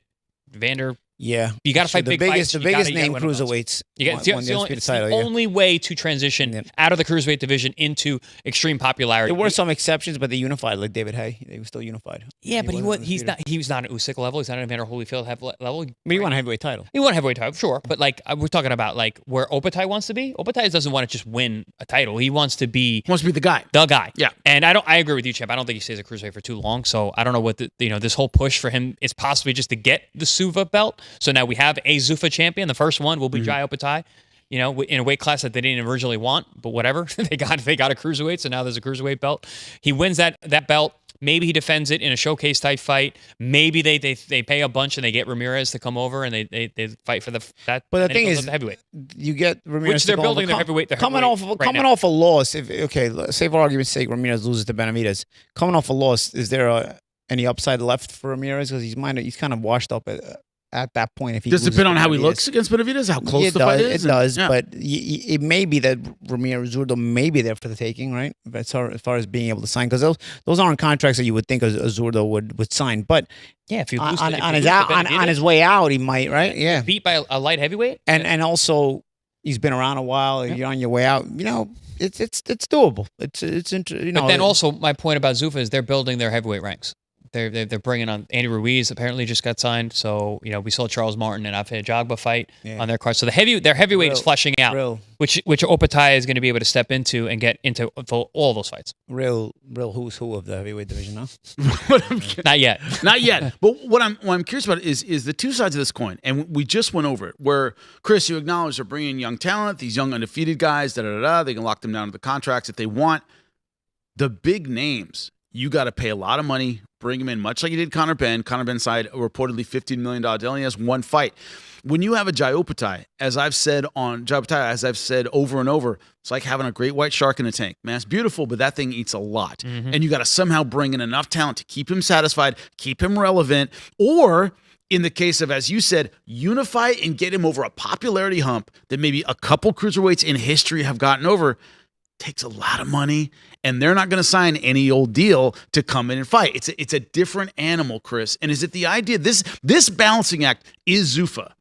Can you sign big talent with big money and lock down younger? The balancing act. They'll accept different things. It's the balancing act that is a little complicated because Hearn is a big promoter. He's a big, one of the biggest promoters in the sport, and he couldn't. He says he lost money on Opetaia on his own turf, on Opetaia's own turf, right? So I'm not gonna say Zuffa will lose money necessarily because they have budgeted shows, but you still got to pay Opetaia a good amount of money, right? To have drawn him to you. Can you make Opetaia big, fighting him in the Apex Center when Hearn had trouble doing it on Opetaia's own turf? Is that possible? Is there a, by Hearn's own admission, mind you, what's the middle ground there? Just keeping him busy. Keeping him exposure busy? And just expecting his skill set to busier than Hearn had him, essentially. Zuffa is going to do so many cards, so you're going to be able to keep him busy. But I think a guy like Glanton goes round, so you can't fight next month. I think he's gonna especially put hands on you. The way Opetaia seems like he makes weight. It's not easy. Yeah. So, but maybe they're expecting him to just be so good. So such a good-looking a champion that people are like, wow, I want to see that guy again. And I think there's a reason to think that, but you still got to put in the work to do it because again, Hearn is a good promoter, and he wasn't able to do it on Opetaia's own turf. Yeah, the depth of Zuffa's MMA side, the UFC side, how many guys they have is staggering. They have essentially the whole sport, right? If you do MMA and you make real money in the United States, a lot of times it's Zuffa's stable is where you need to be. Guys, that's a huge stable of fighters. Like, people don't understand how many they have under contract at any one time. Boxing is so much bigger than MMA. Boxing's very, very different. The talent pool is huge. It's a huge talent pool, but the number of people you have to keep on your stable to produce what the UFC produces every week, every 2 weeks is huge. The turnover is absolutely incredible because you need a ton of names. People go, you got to throw somebody else in. The investment to have kind of cards they're having every week is incredible. And you talk about burning through money, Paul. You talk about, the overhead and what you have to sign. It's just the pool of talent has to be big. And Jai Opetaia is an example of that, where you need a bunch of guys just to keep this guy fed. Yeah, it's an incredible investment in capital. Yeah, and they but with the MMA they cap the payments. So yes, you can get a lot of those guys because you can afford it. It's easily afforded. Right, that's the difference. In boxing, there's options in boxing. What are you going to pay to fight Opetaia as opposed to what are you going to pay to fight somebody else? It may not be that different. It may not be that much of a difference to where somebody will come over and say, okay, I'll take the fight with Opetaia. Well, that was my point about them attacking the cruiserweight division because it's lower, more affordable. Fruit, yeah. But a good cruiserweight will just move to heavyweight. They can make that money at heavyweight too. It may not be because that's a hard. But most cruiserweights that are good at cruiserweight aren't going to wind up being good at heavyweight either. Yeah. Look at Murad Gassiev. He's an average heavyweight. He was a very good cruiserweight though. This is not. Yeah. Only the best of the best cruiserweights wind up having successful heavyweight runs.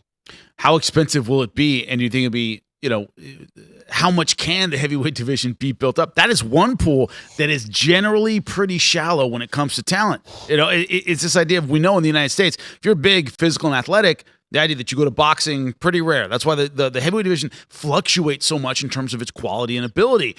Are there enough heavyweights for Zuffa to build up a heavyweight division for Jai Opetaia to even move up into? Chris, it's going to be expensive. They're building it pretty good right now, but the price tag on heavyweights is exponentially higher than ever the weight class. That's why every manager, whoever had heavyweight, they're always super excited because they know they make money. Right, every single time. Money. Having an undefeated heavyweight, you're walking it's like a around prize with a horse. Pig. Yeah, a horse. Prize pig. pig. Pigs you eat, the horse you race. Not always. The truffle pig you don't eat. All right. So he's more elegant than me. I don't know about this stuff. So the price tag on the heavyweights is way, way higher than anything else. So that's going to be a hard talent pool to grow. But it just seems like money's not really an issue here in terms of the way these guys are moving. So if you're willing to pay $15 million to slap Eddie Hearn in the face, for a guy like Conor Benn versus Prograis, it shows you the money's not an issue. When they put on this card, and once again, it's number 5.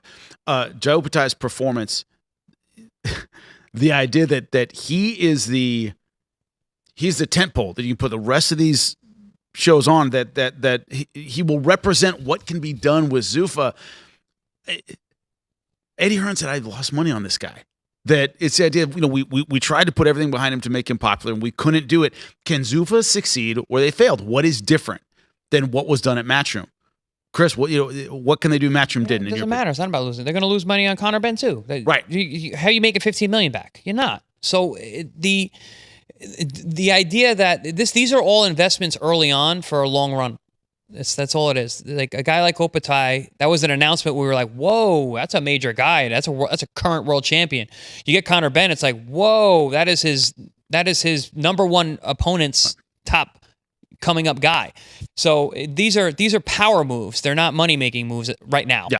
They're long term. I said this whole thing. This is all long play. Just to make headlines, essentially. Yes, Headline grabbers. And like I said, the tide is these younger fighters, the signing of all this young talent, the grooming process that's coming from that. These big flushing moves, they're to catch eyes and headlines. The Conor Benn signing, the Jai Opetaia signing. Clickbait. These are not a little bit more than clickbait, but yeah, they're more marketing. It's part of the marketing budget. That's how they're not going to lose. Makes money. us talk. Exactly. We talk about it all the time. So yeah, it's working. It's working, and I think that really the tide you should really watch is the young talent getting scooped up. When you look at clickbait, when you look at news coming around down the pipe in boxing, Devin Haney versus Rolly Romero, talks underway for a May 30th Barclays Center showdown in Brooklyn.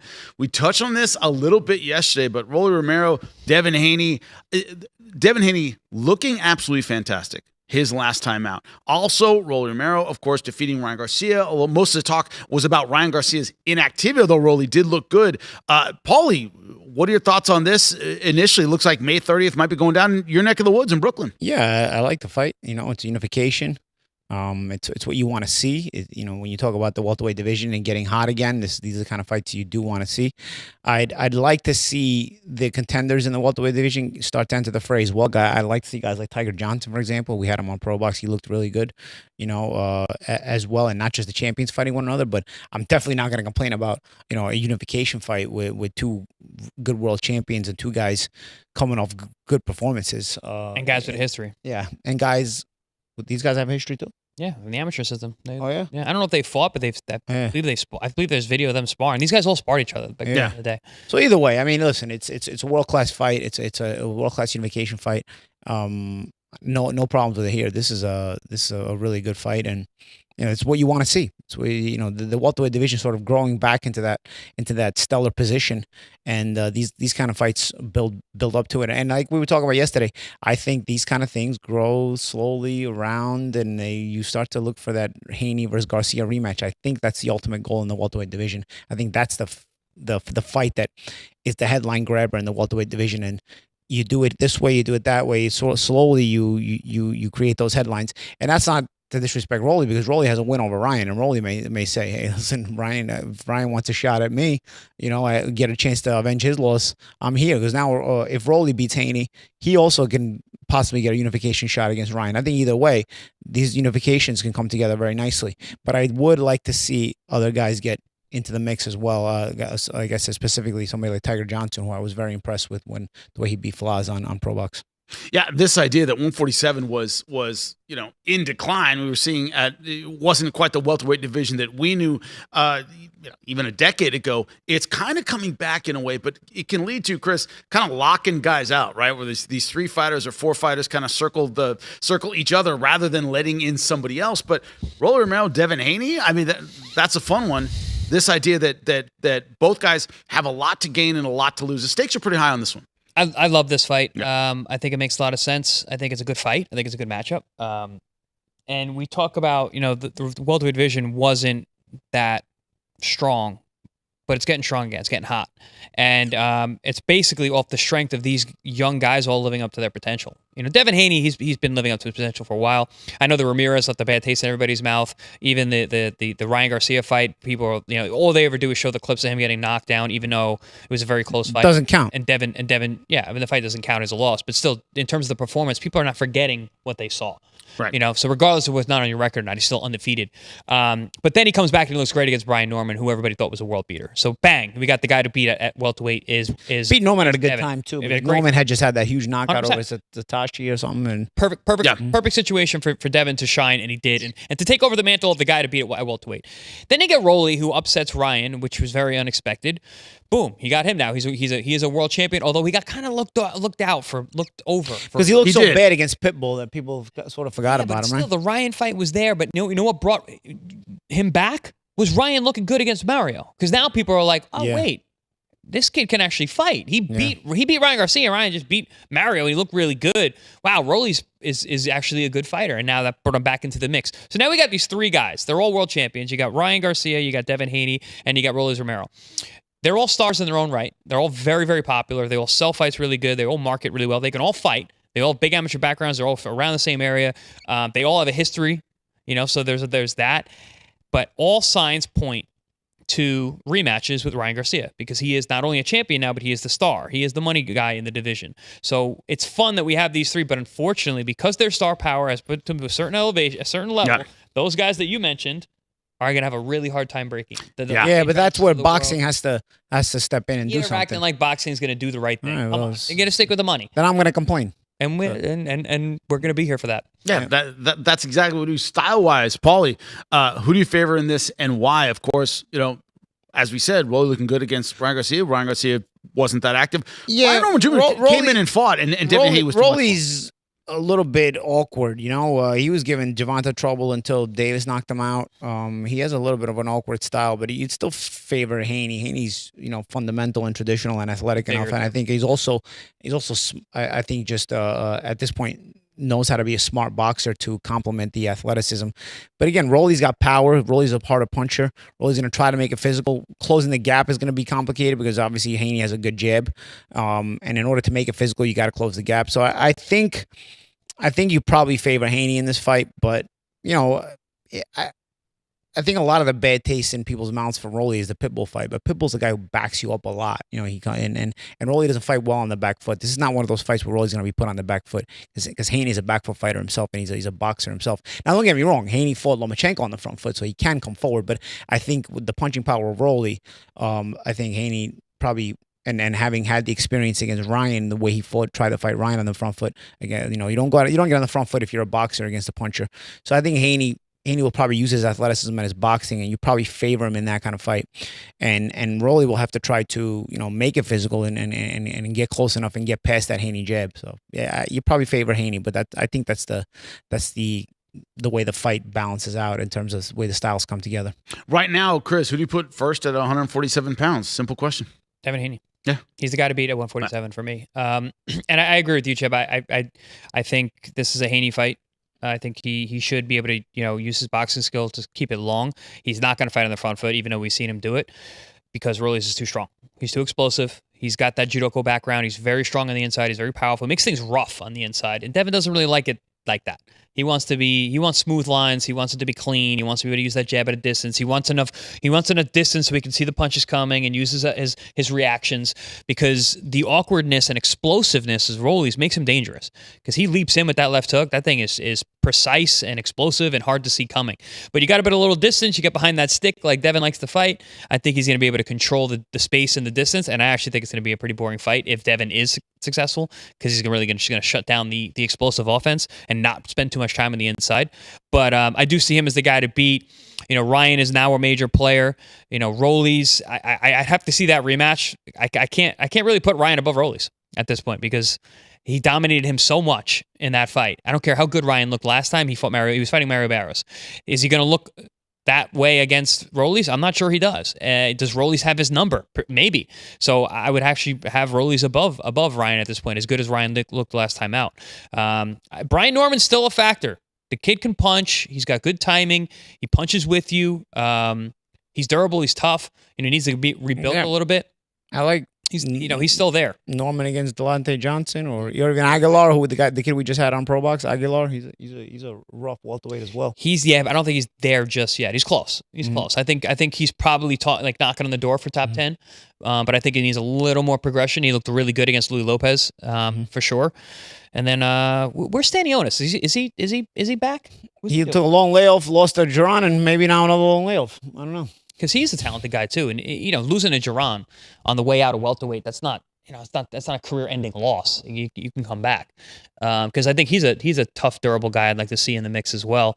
And I think welterweight is looking good right now, and we got three stars at the top. Yeah, that doesn't hurt. The IBF title with Crocker and Paro, that fight just fell through. It just fell through, unfortunately. Paro's a very good fighter as well. I think Crocker's good too. So these guys can all go in the mix, but it's just tough because everyone is going to focus on those top three guys in terms of star power, and that's Devin, Ryan, and Rolly's.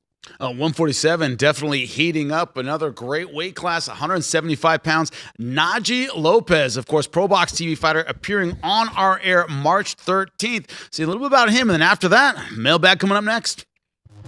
On Friday, March 13th, Pro Box TV returns to Kissimmee, Florida for another action-packed contender series. In the 10-round main event, Pro Box TV alumnus and fast-rising world-ranked light heavyweight Najee Lopez takes another stern test against Mexican top contender Manuel Gallegos. Up-and-coming Dominic Valle will take on battle-hardened veteran Eduardo Ramirez of Mexico.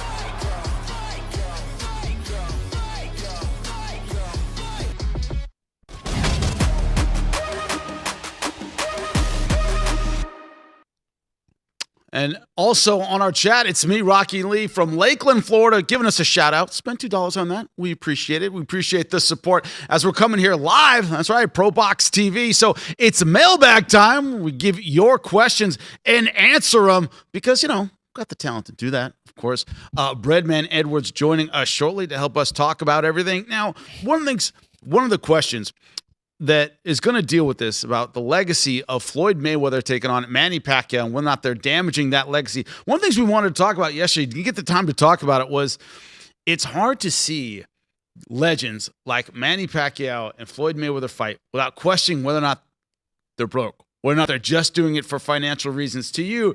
We know about their comeback fight, of course, later on this year. Before that, both guys have, whatever you want to call it, tune-up fights when it comes to this exhibition. Does it raise red flags to you, Chris, when we see somebody coming back like this who already has their legacy set that perhaps they're out of money? Is that a red flag to you? Potentially. I never want to look at anyone else's bank account. I have no idea, what people's burn rate is in terms of how they spend. But there's people out there that have made tremendous amounts of money. But again, in terms of what their spend rate is, their burn rate, their quote unquote possible vices they may have, which can be very expensive. You never know. But in terms of these two, yeah, maybe. Again, I have no idea. But I will say this about these two: they've stayed in the ring. They've both been doing exhibitions. Right. Manny fought a year ago against Barrios, less than a year ago, in a real fight, a 12-rounder. Floyd took very little time off. He's been doing exhibitions a couple a year. He's got another fight coming up, apparently. So, these guys actually have stayed in the ring, and this is something they've both been doing their entire lives. I remember when Manny fought Barrios, I worked the fight week out there with them and was able to interview both guys. Manny's just a warrior. He's a warrior. He wants to fight. He likes to fight. This is what he likes to do. The reason that he came back was his wife allowed him to. She watched Mario Barrios and said, "Yeah, you can fight that guy." And he was like, I literally interviewed him. He said, "I can fight him." And he was like, "All right," called his manager immediately. Make the fight, because the Manny is a fighter. And is it money? Is it legacy? Is it just because I want to fight? I'll never know. I don't know. But that's not even for me to say. But these guys both are warriors. They both like to fight, and they do have the history, and people are going to tune in. Well, the question that got sent in by Kane Hater, right? Somebody apparently doesn't like the Miami Hurricanes, has made an identity about it. This idea that, as you can see, what does Mayweather get from returning to fight other than money? Is he risking his legacy? Paulie, is it secure? Do we think about a fighter in their prime, what they did in their prime, and that's it?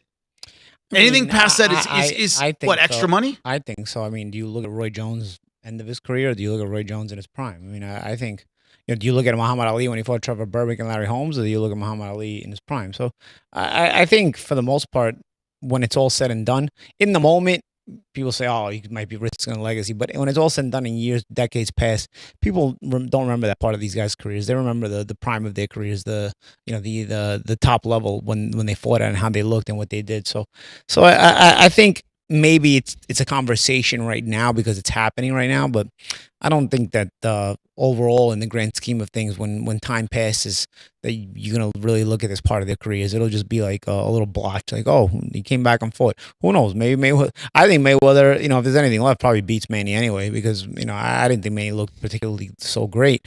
But also from Manny's perspective, he's gonna grab on that momentum. Listen, you got to draw with a current world champion, or who's now a former world champion, but now you got that momentum. You're still Manny Pacquiao. You have that big name, so you take that momentum and you ride with it. So who is anybody to tell them, okay, no, don't grab. If we're gonna stay on the money topic, now the money's there. Now there's more money there. Your momentum sort of built up more money situations, more curiosity. People will have the curiosity, will talk about it, but more money, more problems. In reality. Yeah, but also, you make a good point about burn rate. Sometimes, a fighter's burn rate or a person's burn rate is high, and you got to keep up with it. Maybe you like your lifestyle. It's not. I wouldn't necessarily call that broke, but maybe you live outside your means, and so you want to keep living outside your means so you can fight. And these kind of guys can make a lot of money when they fight, so automatically their lifestyle gets funded once again by making this kind of money. So it could be something like that as well, or maybe they want to surpass what their burn rate was so they can sort of balance everything out, or just maximize on the way out. Don't want to leave money on the table. Being broke is a strong word, because there's broke, and then there's, like you said, burn rate. There's a lot of different avenues, and most people aren't. Most people sometimes you want some play money. Most people are never gonna have the kind of money high level fighters make. So as soon as they think money, it's very black and white. There's no gray area in terms of the way they know how to reason. These kind of situations tend to be more of a gray area. Mayweather and Pacquiao aren't necessarily broke, but they may want to fund their burn rate a little more. When you look at this, there are a lot of angles to this comeback. And Breadman Edwards, thank you so much for joining us, lending us your opinion. The question here is, how much could a potential loss hurt the legacy of either Mayweather or Pacquiao in the fight they're having later this year? Is their legacy secure to you? Their legacy is secure to me, but their legacy won't be secure to the general fans who like to argue. The Manny Floyd thing was like the LeBron Jordan thing. It got pretty ugly in my opinion. So if Floyd were to lose, because the casual fans that revere him, you know, they like to throw up, and the people that think he's the best fighter to ever live and things like that, they like to throw up in everybody's face, well, he never lost a fight. So if he was to lose, the people that they threw that up in their face, those people are going to say something. The people with common sense understand that it probably doesn't count if you're 49 if you lose, but his legacy is secure in my eyes. I think he's one of the greatest fighters to ever live. But because a lot of his legacy was based on him also being a great businessman, being smart enough to walk away without taking a loss, making more money than everybody else, it's kind of tricky. You know, I think that Manny's legacy is secure because he's already lost before. He's already lost several times, and Floyd already beat him. But with Floyd, it's kind of tricky. The hardcore, knowledgeable people, they probably won't hold it against them. But the casuals, I think they will. Another thing about legacy, so glad we can have you here for this discussion. This is another question. Bevo Rock sent this one in. Name a boxing champion whose son has been as successful as his dad. Now, not just a boxer who had a kid, that happens all the time, but a champion whose son was as successful as his dad. A lot of those out there, of course, you know about, Conor Benn, we know about Eubank, we know about all these fighters who were champions, they had kids fight, but they're never as successful as their dad. Can you guys think of one? Breadman, let me start with you. Corey Spinks. Corey Spinks. Yeah. Wow. Yeah. Corey Spinks. Corey Spinks actually had a better pro career than his father. Than his father, who was heavyweight champion. Yeah. Yeah. That's probably the briefly. That's probably the only answer. But it was a big heavyweight championship win to beat Muhammad Ali. Very, very good. But yeah, that's a good one, Brett. I don't know if there's anybody else, right? Because Floyd's uncle was champion, is not his father. Right. You know what, Paulie? Yeah. Off the top of my head, I don't know anybody else. Yeah. But Leon Spinks was a great amateur. He won a gold medal, but as a pro, he didn't do much after winning the heavyweight championship of the world. So I think Corey had a better pro career than him. Yeah, that's what I mean. Corey stands out. You're gonna love this one. Chavez, his son won a title, but he didn't live up to Chavez. But I mean, as successful as Dad, he won a title. But his father was a champion, and he won a title. Well, the question is a better pro career, right? Yeah, a better pro career than the dad. Corey Spinks is definitely the only one then, because Corey Spinks is the only one I could think of. Yeah. Father and son fought for the heavyweight title. Was Frazier Marvis fought for the title against Holmes and got destroyed. Tyson destroyed him. Yeah. Layla Ali and Muhammad. I mean, nobody's going to touch Muhammad, but Layla had a really good career for women's standards, right? I mean. Yeah, she became a champion, but also, did you see it was Mike Tyson, I want to say on Joe Rogan, he's like, my kid wants to fight. I'm like, you went to private school. And he was laughing about it. He said, you were raised rich, you went to private school, you're going to run into some animal like me and you're going to get killed. And it's this idea that a lot of people want to pursue the careers of their fathers, especially in the combat sports world. But Breadman, if your dad's a champion, you were raised usually with at least some money, right? You were raised with some privilege. You're not going to be the animal your dad was because your dad had to earn all those things. Is that why we don't see that like we've seen in other sports? I think it's a lot of reasons, Art. That's one of the reasons. But the other reasons, I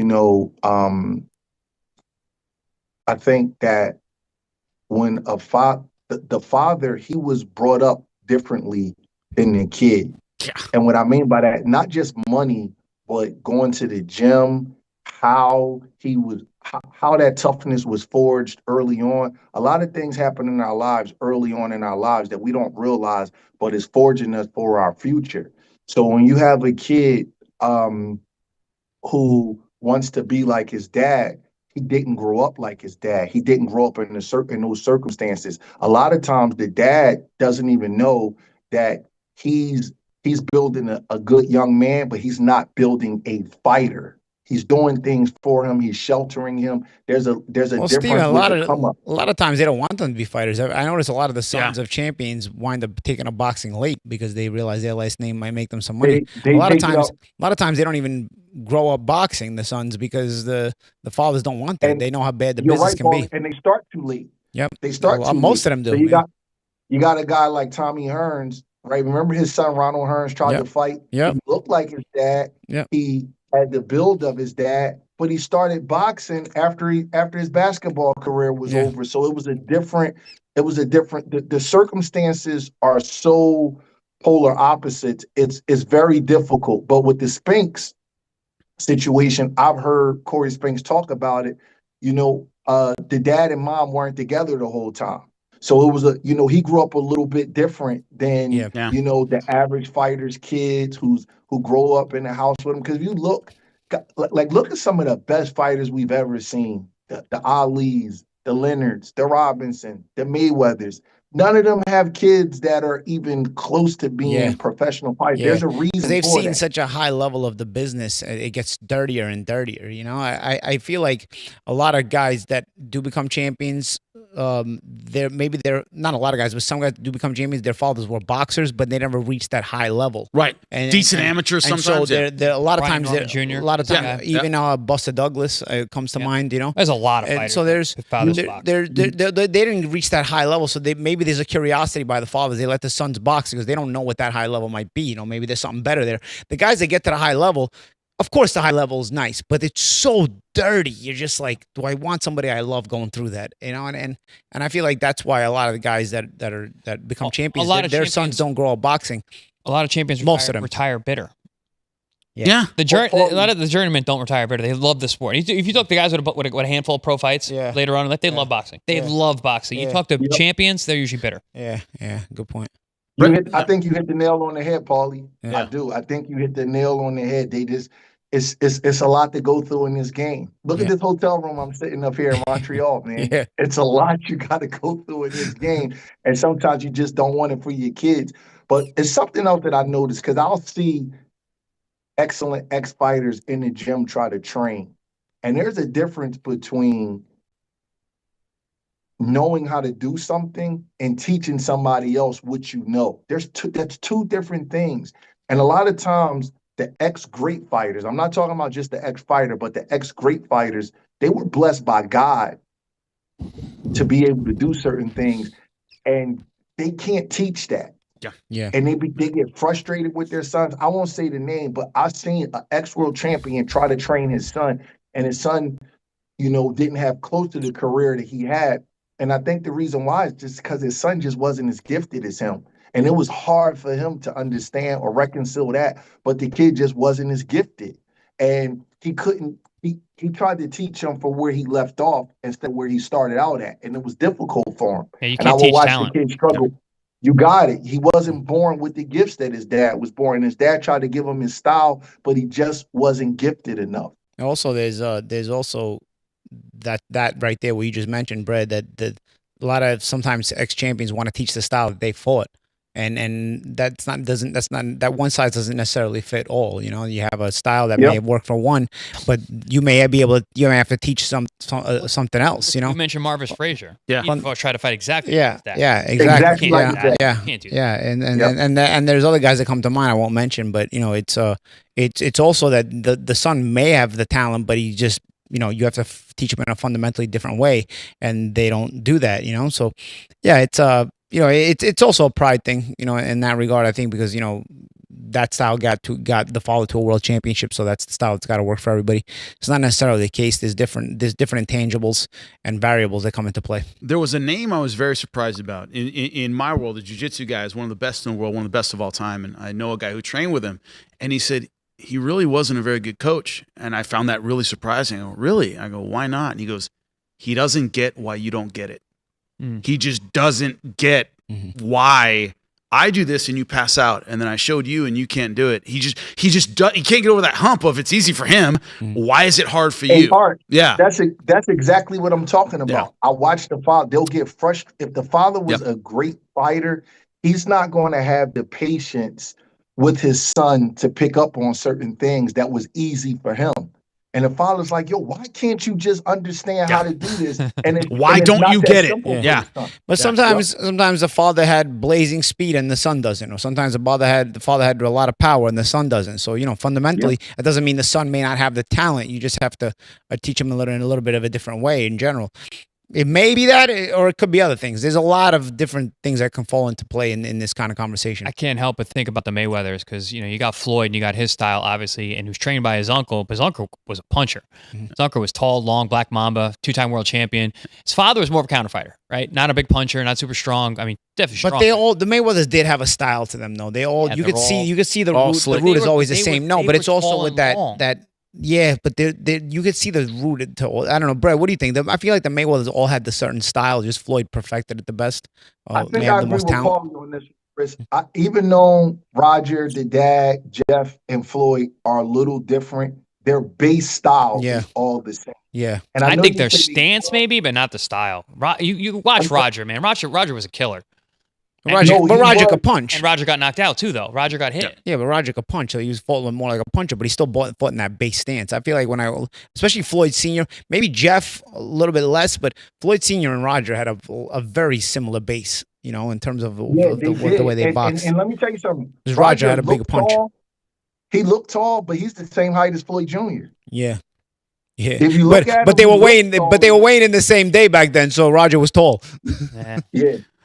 Another question we have for the mailbag. Breadman, you start. Does the Mexican fan base relate to Ryan Garcia? Is he going to have trouble relating to the Mexican fans who, as we point out a lot of times on the show, a lot of times are bread and butter of boxing in the United States? That was sent in by Tex Jose.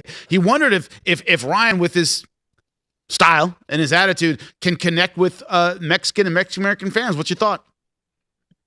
I think he already has.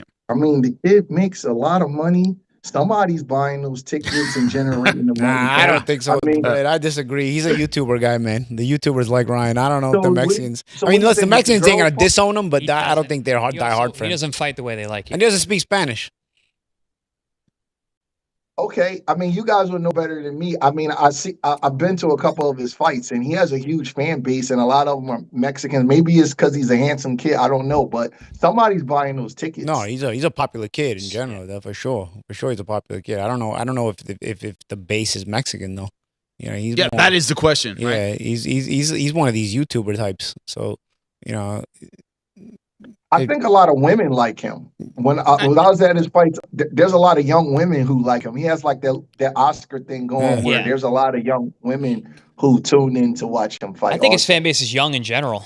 You're not seeing like old Mexican heads out there, rooting on Ryan Garcia, especially because, like you said, he doesn't speak Spanish. He doesn't fight the way they like either.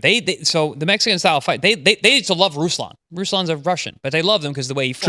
Triple G. Yeah, Mexican style. Like there's a big part of Mexican culture that has to do with how you fight. Being a warrior. Ryan doesn't really fight like that, and the Spanish, and he's more kind of like American. Even Oscar De La Hoya, he was considered like a Mexican American, and he wasn't getting the love until he fought Chavez. And even then, he never got it the way that like Chavez got it. Vargas got, Chavez got, Canelo got, and even Canelo, as his style has changed over the years, he's lost some of the hardcore Mexican fan base as well. They're really tough. The Mexican fan base is tough. They're great fans, but you gotta go out there and fight with all your heart every time. But to Breadman, Chris, I think Canelo lost a little fan base because he didn't fight Benavidez. That too. We said that on our show, Breadman. I said even if he went out there and lost, I think he would have got a lot more respect. Yeah, I think that's what killed Canelo's, because I've been to a couple of fights and I've talked to a couple of guys, and they were kind of disappointed in him for not fighting Benavidez. And I think you're right. If he would have just fought him, and even if he would have lost, it would have been a thing like, okay, at least you stood up to him and fought him. But it was kind of a blatant duck. So, I think that was, I don't think it was his style. I think it was that thing. He kept the kid hanging on for so long, and it didn't fight him. And I think that turned some Mexicans against him. Because all the other Mexican greats always fought the next in line. Barrera and Morales both fought Pacquiao. Chavez fought Marquez got the win. He beat him. And then, but yeah, Marquez again fighting all the next up and coming guys. But it's insult to injury though. When Chavez fighting De La Hoya. It's insult to injury though. When not just when you duck him, but then when you fight the guys he was fighting, you're not just ducking him and then fighting other high level guys. You're ducking him and fighting no hopers. So I think that also hurt him. But what difference does it make, Breadman? Let me ask you, because I'm from Southern California. I was around for the rise of Oscar De La Hoya, and he always lamented that the Mexican fan base didn't love him like they loved Chavez. Still a multimillionaire, right? It's this idea. As you started out, you were like, oh, somebody's buying the tickets. What difference does it make who it is? Is it more of a thing for Mexican fighters? I've heard a lot of Mexican fighters say this. I want the fan base and this and that. As long as somebody's buying the tickets, is it just something that a Mexican fighter wants that loyalty of the Mexican fan base, even if they're making just as much money, if not more money, than the legends who came before them? What's your thought, Breadman? I think the bottom line is the money, and somebody is buying the tickets. But people, this is an ego-driven sport, but I think it does sting them a little bit when you hear little things on social media and people say little things in the crowd and they don't always accept you. You know what I mean? It's like when you're a kid, you want your dad to buy you something and your dad's a deadbeat and your uncle buys it. You still got the bike, but it still does hurt that your uncle had to buy it and your dad didn't. I kind of look at it like that because I hear that brought up. I could remember De La Hoya feeling a little bit slighted.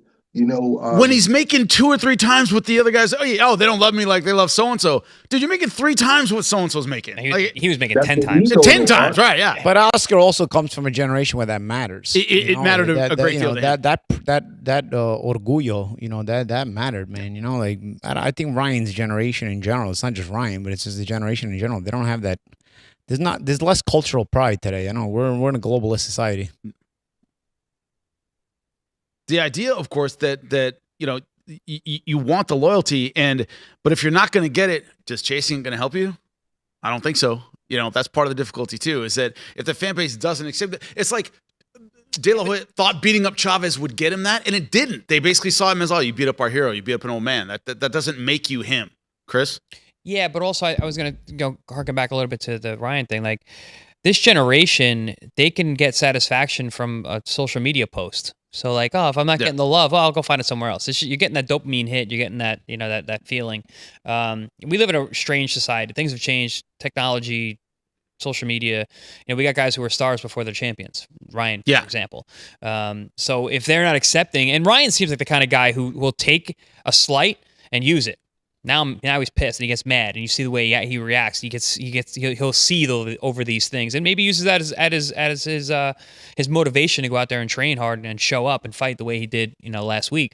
But I don't know. This generation is an entirely different thing. I don't really have a handle on it. Honestly, I don't get. We're too old for it. I don't get how these guys without growing it.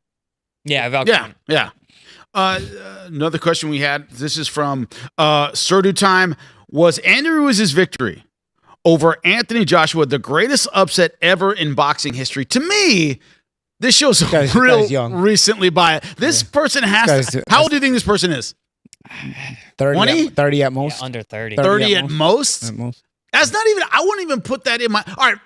No, it isn't. Okay, let me ask the question before I ask you. No, it is not, right? But let's give this upset its due. Breadman, boxing history.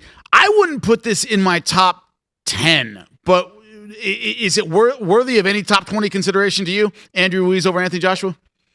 It may be top 10 of this century, but sure, that's the closest you're going to get. It's not, it's a big heavyweight upset if you just concentrated on the heavyweight division, but no, it's not even close to being the biggest upset of all time. But off the top of my head, there's heavyweight fights that pass it, I think. First of all, Tyson Douglas passes it, right? Oh, that's number one. Schmeling and Joe Louis passes it, right? Sure. Yeah, and then First does Ali and Spinks pass it? Ali Spinks, dude. Ali had multiple upsets. Ali Foreman. No, Ali and Spinks. Ali losing to Spinks. Yeah. Ali had upsets, but I don't know. What's both ways for Ali? Ali in Liston. He was 7-1 underdog. 8-1. Well, Ruiz may have been a bigger than 8-1 underdog, though, right? Ruiz. No, I think Ruiz was only maybe 5 or 6-1. Really? Looking it up right now. Give me a second. Yeah, no, Ali. Then listen, there's a big one too. Yeah. I don't, what was Yeah, Ali? because What was Ali Ali? What was Ali and George Foreman? They were 7-1 as well. They were both 7-1, depending on your book, obviously. I thought Ruiz was like 15, 16-1. You know, which still pales in comparison to Tyson and Douglas, which was like 40-1, or 42-1. But and only one book would even lay odds on it. It was like Harris or Tyson something Douglas, said 42-1. There was like it was $1 million to 1. Poor bastards. Anthony Joshua was a massive favorite, ranging from minus 850 to minus 2,500 against Ruiz. So 8.5 to. I mean, 25 to 1. Yeah. 8.5 to 25 to 1. That's a big range. That's a lot of range. Yeah. But also, what people Who's forget got that about, kind of range? right? But people forget about upsets is what was behind the fight and how good the heavyweight that got upset, or the fighter got upset, was seen. Tyson was seen as unbeatable. Yeah. And no one knew Buster Douglas from the man in the frickin' moon, unless you were a very, very, even an inside boxing fan was kind of like, who? I mean, I remember that fight happening and go, oh man, it's just, he'll fight Holyfield soon. Well, the problem right? is Douglas You also forget got Douglas, how Tyson was such a big deal that Douglas got kind of underrated as well. You know, 'cause looking back now, like I watched that Douglas fight. could fight. I watched that fight differently after I started boxing. Like I saw that fight once after I started boxing and understood boxing, and I'm like, wow, this is a masterclass. Douglas can fight his ass that off. night he looked amazing. He just the rhythm and the jab and the feints and for a guy that will big, get off the ground, athleticism. the way he did. You know, but in the moment, the Tyson mystique was so huge.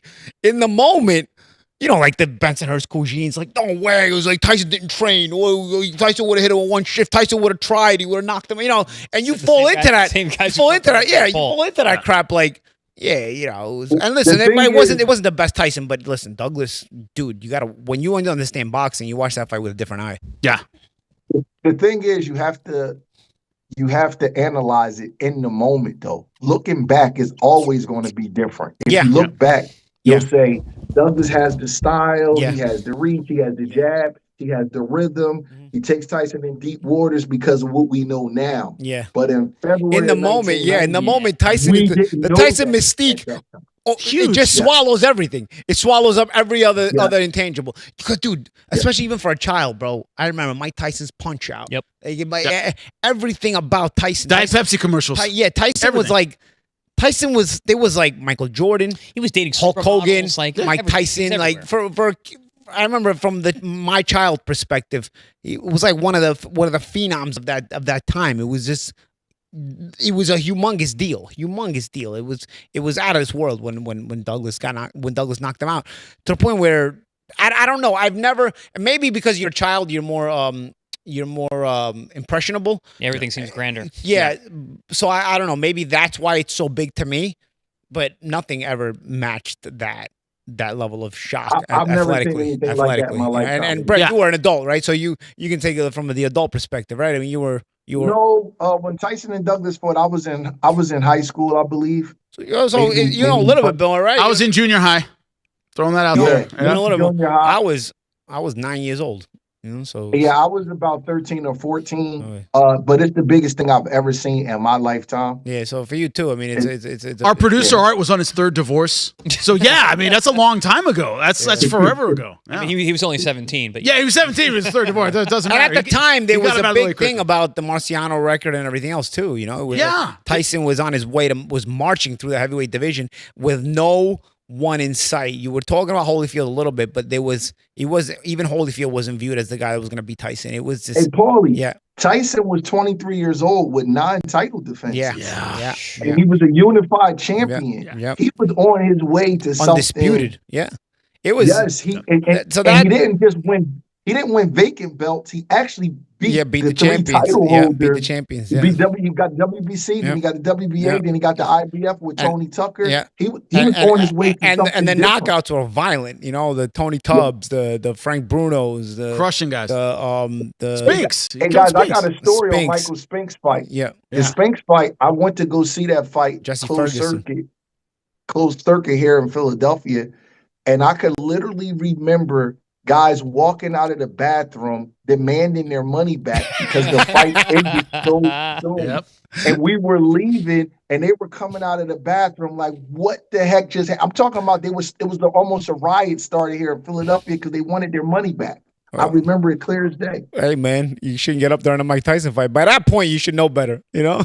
I was talking to Steve Farhood one time, great boxing mind. We know him very, very well. He said the Monday morning quarterback, the 2020 hindsight on Mike Tyson, we thought he was a pound for pound great. You know what I'm saying? He was number one on pound for pound list at the time. Like, it wasn't just, man, he's really good heavy, but he's a little vulnerable. We thought he was God's gift to boxing. Everything. No vulnerability. Everything, at the time, we thought he was absolutely incredible. Because he had that mystique, too. The violent knockouts. Superhuman. The video game was so cool, too. I mean, tell you. And unbeatable. Brad, you remember you remember the video game? Because in real time, Chris, you're young, man. When it came out, that was such a big deal. That was such a big deal. I remember the video game, and I remember finally beating him. I could never beat him. No. I couldn't beat Tyson. Hey, Paula, listen. There's an arcade near my house, and I take my son, but the graphics and they is got not it? good enough for him. The graphics are not good enough for him. They got it, but my son looks at the game like it's nothing because these young guys never know the struggle, man. They'll never understand the struggle. He doesn't even appreciate the game. He thinks it sucks, and I'm sitting there looking at him like this was a great game. This is 35 years ago, but classic. to him, he's looking at it like, Dad, look at these graphics. This is horrible. No, I'm like, okay. Cult classic. Go on. Breadman, tell me you didn't go back. Shut up, kid. Get a little like you don't even know. You don't know video games. Cult all right? Classic. What a cultural shift. It upsets me, man. But what can I do? I make my kids watch movies like Stand By Me and The Goonies. Do they like them? At least they hope they appreciate them. Outsiders. Yeah. Well, they appreciate them, but I gotta make them sit down and watch them. My kids love Goonies. Meantime, I can't watch anything modern. I gotta watch movies from back then. I can't watch nothing. So, Breadman, love to keep you around, man. We're gonna do a little outside the ropes right after this break. Of course, Lester Martinez fighting for us on our air. Check it out, March 21st, San Bernardino, California. More Breadman outside the ropes when we come back. Saturday, March 21st, ProBox TV invades the NOS Event Center as Lester Martinez and Emmanuel Ali battle for the WBC World Super Middleweight title. Palmdale's Joshua Kevin Anton battles the Uzbeki Punisher. LA is in the house as Anthony Too Quick Cuba defends home turf against Brooklyn's Wesley Ferrer, while Sam Contreras takes on Cesar Cantu.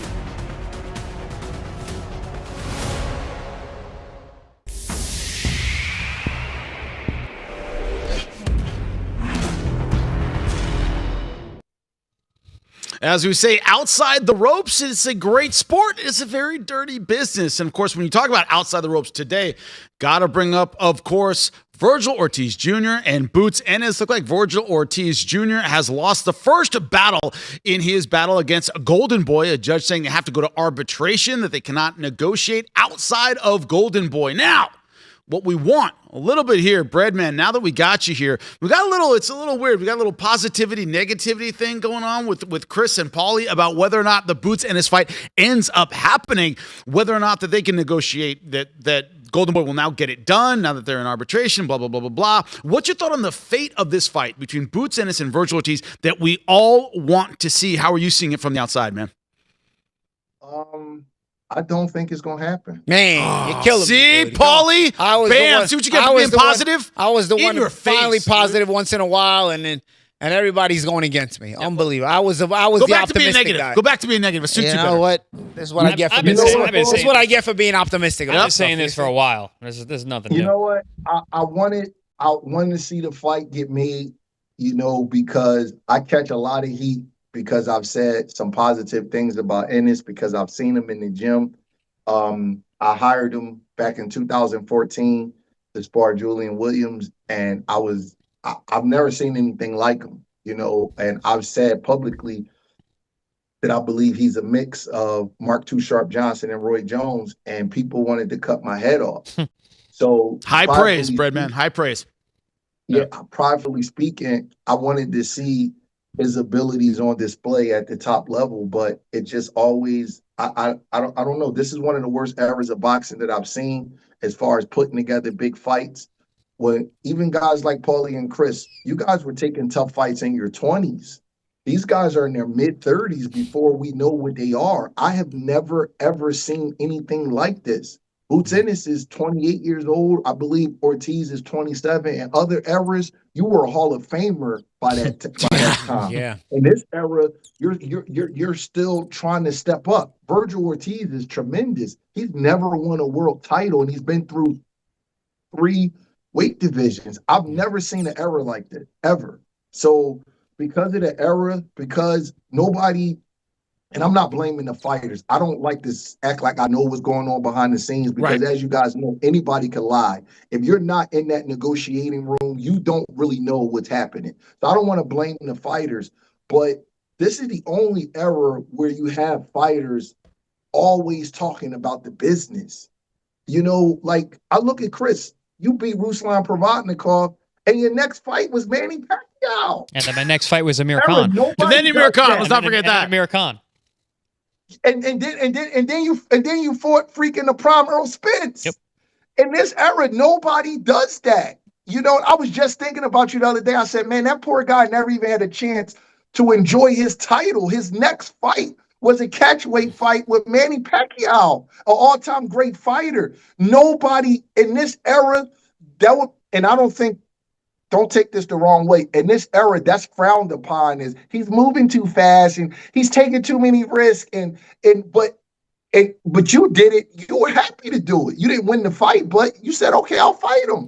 Well, they don't do that in this era. So unfortunately, Paulie, I would love to be optimistic, but I just don't. I don't think that there's somebody behind the scenes saying, let's let it get bigger. Vergil's never won a world title. This is a big risk. Let's do this. It's somebody doing that behind the scenes, and I don't know who it is. And I'm not just blaming it on Ortiz. It could be somebody from Ennis's team. I have no idea, but I don't have any faith that this fight's gonna happen, man. I don't. Brett, but here's my thing. Here's my counter to that thought. Don't you think Vergil's level of opposition has been higher? He's fought Boachuk and Madrimov. You know, he got off the canvas twice to fight Boachuk. They weren't title fights. Madrimov had been a champion. He'd given Crawford all he could handle. I remember after Crawford beat Madrimov, I was even one of the ones saying, listen, Madrimov will go down as a tougher fight for Crawford than Canelo will. And that ended up being the case. You know, he's stepped up. He just hasn't got the title shot. And that's the only shame. That's the only shame about Vergil, and it's would have been fighting now. There's still no title on the line. I think Vergil's competition, it might be slightly higher, but it's not as pronounced, Paulie, because you got to look at it man for man, right? Madrimov is a very, very good fighter, but he was coming off of a loss. Boachuk has been handled by Brandon Adams and but now that's post, but that's post Vergil. No. Brandon Adams had knocked out Boachuk before. But Boachuk was beating the crap out of him, and then he got knocked out. That's not like the second Brandon Adams. The second time he won every round. Yeah, but that's not the second time. We're talking about the first time. I'm saying Vergil may have changed Boachuk permanently after that fight because they tore into one another that night. That night it was a get up off the canvas fight. It was a vicious fight. Sometimes a guy like Boachuk may not be the same because Boachuk was always high contact to begin with. I like Boachuk, but is Boachuk better than Stanionis? I don't know. Stanionis was coming off a very long layoff, though, Brett. Very long layoff. I rate Stanionis. I think he's very good. I rate him too, but he was coming off a very long layoff. Long layoff. I don't think that their competition levels are that drastic. The drastic difference in their competition levels is Madrimov. Yeah. Everybody else, to me, is pretty much even. Madrimov is probably better than everybody that Boots is for and everybody that Vergil Ortiz is for if you go by the his performance against Crawford. But also the timing of when you catch somebody. Okay, Ennis caught Stanionis on a long layoff. Vergil caught Boachuk when he was streaking. You know, and beat him. You know, Boachuk was streaking when Vergil got him. Ennis got Stanionis. And I'm not saying that decides who's going to win and lose the fight because the fight is still very tough to pick between Ennis and Vergil. It's a very tough fight to pick regardless. I'm just saying in general, in order to compare the levels of opposition, you know, at the time Vergil got Boachuk, it was a streaking Boachuk. And at the time Ennis got Stanionis, it was a Stanionis who couldn't stay busy, had not been busy, and had sort of been shelved. Well, Paulie, listen, we got to talk about it in context. Mm-hmm. One of the reasons why he couldn't stay busy is because Vergil Ortiz kept having to pull out in the fight because he had some kind of ailment. Rhabdomyolysis. That's a good point. Rhabdomyolysis. Rhabdomyolysis. Chris knows the big words. And I think he had it twice. Yeah. Yeah, he I did. think something happened. So he stood him up at the altar. That's what we call it. He stood him at the altar twice. So that's one of the reasons why he couldn't stay busy. Brad, that's so, a good point. I don't think Vergil Ortiz ducked Stanionis, but he certainly made Stanionis go through stale. several, kept him stale. Camps and then couldn't fight him. Yeah. So, but at least he had camps, though. It wasn't like he was just sitting on the couch. Yeah, but sometimes you overtrain, bro. You know, you're a lot of ups and downs. It was a couple years, though. A lot of ups and downs. What if he was fighting, though? Like, I mean, listen, I don't know. Listen, it's a good point by Brett, but we didn't think about that. I don't think their competition levels are worlds apart. I know people think Vergil Ortiz has fought better people, but I rate Roman Villa at the time because he had just beat Rashidi Ellis, who was a good fighter. Yeah. I rate Stanionis. I look at even Chukadzian, Karen Chukadzian. That guy's Chukadzian's tricky. Chukadzian was tricky in the rematch. Yeah, he's tricky. He was tricky in both. You would appreciate Karen. Karen can fight. Yes, he can fight. And Vergil Ortiz, he's caught a couple of guys at the right time. Lubin has seen better days. Yeah. So those two kids need to fight each other so we can figure out who's the best guy at 154. All right, Breadman, since you brought it up, and I would love to get your opinion on this. I don't mean to cut you off. Is if we're not going to see it, who are we going to see? Right? Because it looks like Boots is ready to go. I mean, Eddie Hearn has said, "Hey, we're going to get him in here immediately." Well, legally, I'm ready to go. Right, he's not tied Physically, he's ready to go. He's not tied up. What's your thoughts on his next step then? I'm going to tell you something. This is not going to be popular. Tell me something. Right? I've always looked at Boots' situation, and I've always said to myself, he's never been the priority of whoever he was affiliated with. And here's what I mean by that. Why are we talking about the Vergil Ortiz fight when there should have been a backup plan, in my opinion, and give him Josh Kelly? Josh Kelly is with Matchroom. Matchroom. And I've been hearing, and I don't know if it's true, but I've been hearing that Josh Kelly was negotiating with Xander.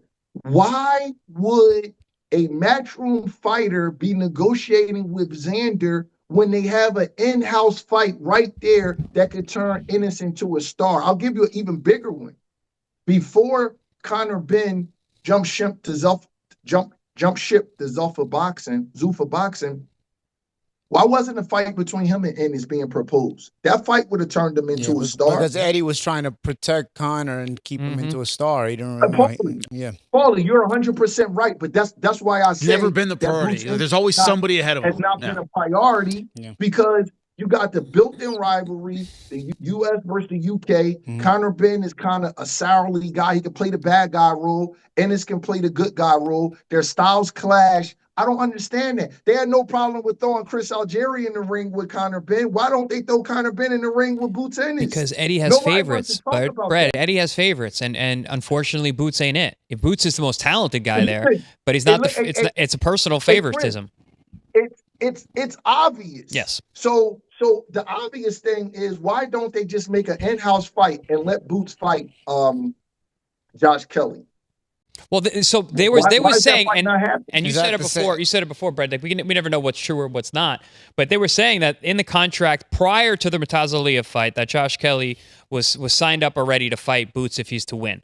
That obviously went out the window because no one's mentioning that anymore. But not a peep because he won that fight. The fight makes way too much sense. But it's the same problem when he was at PBC. There was so many welterweights and nobody gave him a shot. Yep. You know, nobody gave him a shot. And I don't know if you can mandate Josh Kelly to fight Boots Ennis if Boots Ennis is not his mandatory. I don't know if you can say, hey, your first title defense has to be a voluntary title defense. Yep. In the fight, you're going to be a 10-1 underdog and you're probably going to lose. And you got to fight that guy in your first title defense. I don't know if you can especially when there's a unification possible. Xander's a unification. That's three belts on the line. That's going to get priority over everything. It just seems like, I don't know, it just seems like that Ennis is always on the short end of the stick of these type of things. And whoever's moving Xander, they're doing a great job with him because in a stacked division where he's probably not the best fighter, he has the most belts.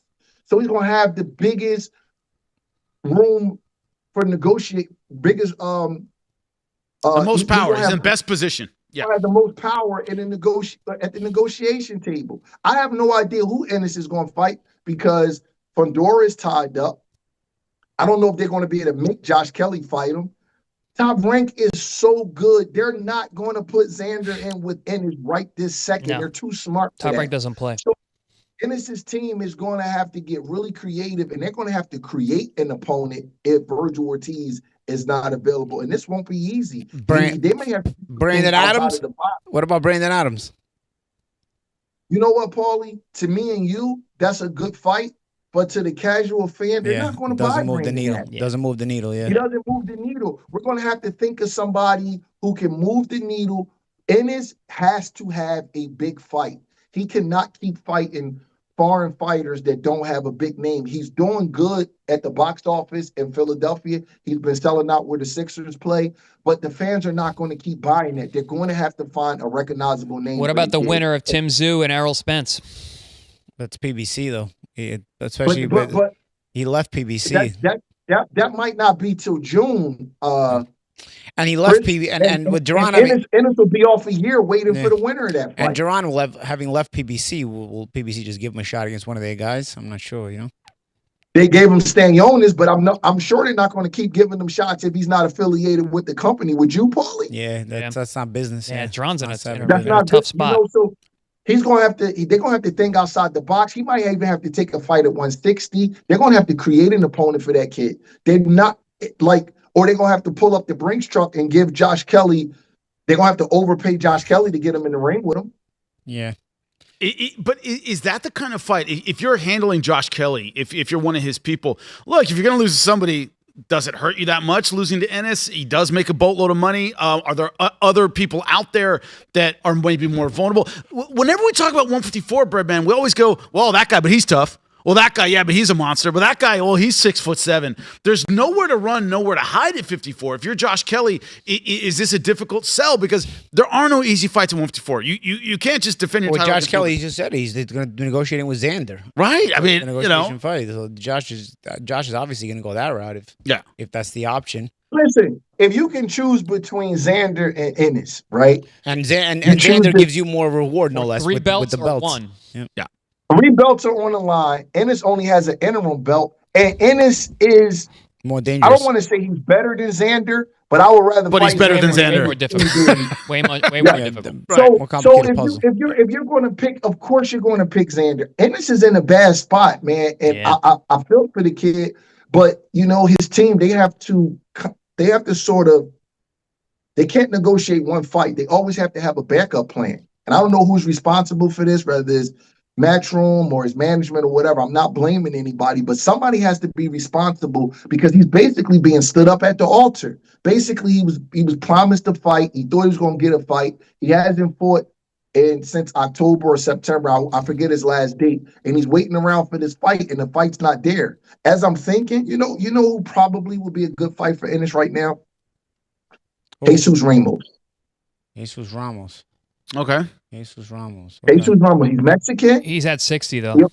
But again, is he a big enough name though? Again, you're looking for big names. Is that does that do anything? Only does that move the needle? I can think of that could move the needle just a little bit with his Mexican heritage. Maybe PBC gets behind it. Maybe they put some bells and whistles on the fight. I can't think of anybody else because if he could get some of that fan base. Then maybe later in the year, once Vergil Ortiz gets his legal issues straightened out, maybe then they can revisit it. But I can't. I'm churning my head right now. I can't think of anybody. I like the Mexican route, Brett, because Vergil Ortiz, obviously, you go in that direction. You start to access the fan base. You get a good win there. That's the only guy I could think of. I mean, he can't fight Mario Barrios. But that's a big risk for Jose. He's campaigning at 60. He's probably a guy who could step into a title fight pretty soon. You know, are they going to be able to rank Jaron at 60 right away so it could potentially be a title shot? Because you know what, Janabek, he's going to get stripped. No, that's what they're saying. Those belts are going to be open. You know what? They haven't stripped them yet. I don't know how that's He possible. tested positive months ago, and they haven't stripped him yet. I don't understand. Yeah, that's always in the air that they're about to strip Emma Canula. I've read like 2 or 3 articles they're about to do it. What a world. What a world. But the same question, of course, for Vergil Ortiz, is he just in limbo for the rest of this year? I mean, this is exactly why fights like this that go to court are so incredibly rare, because it can cost you years of your career. Talk about his age. And by the way, just look it up. Sugar Ray Leonard was 25 when he took on Tommy Hearns, who was 22 years old in 10 months.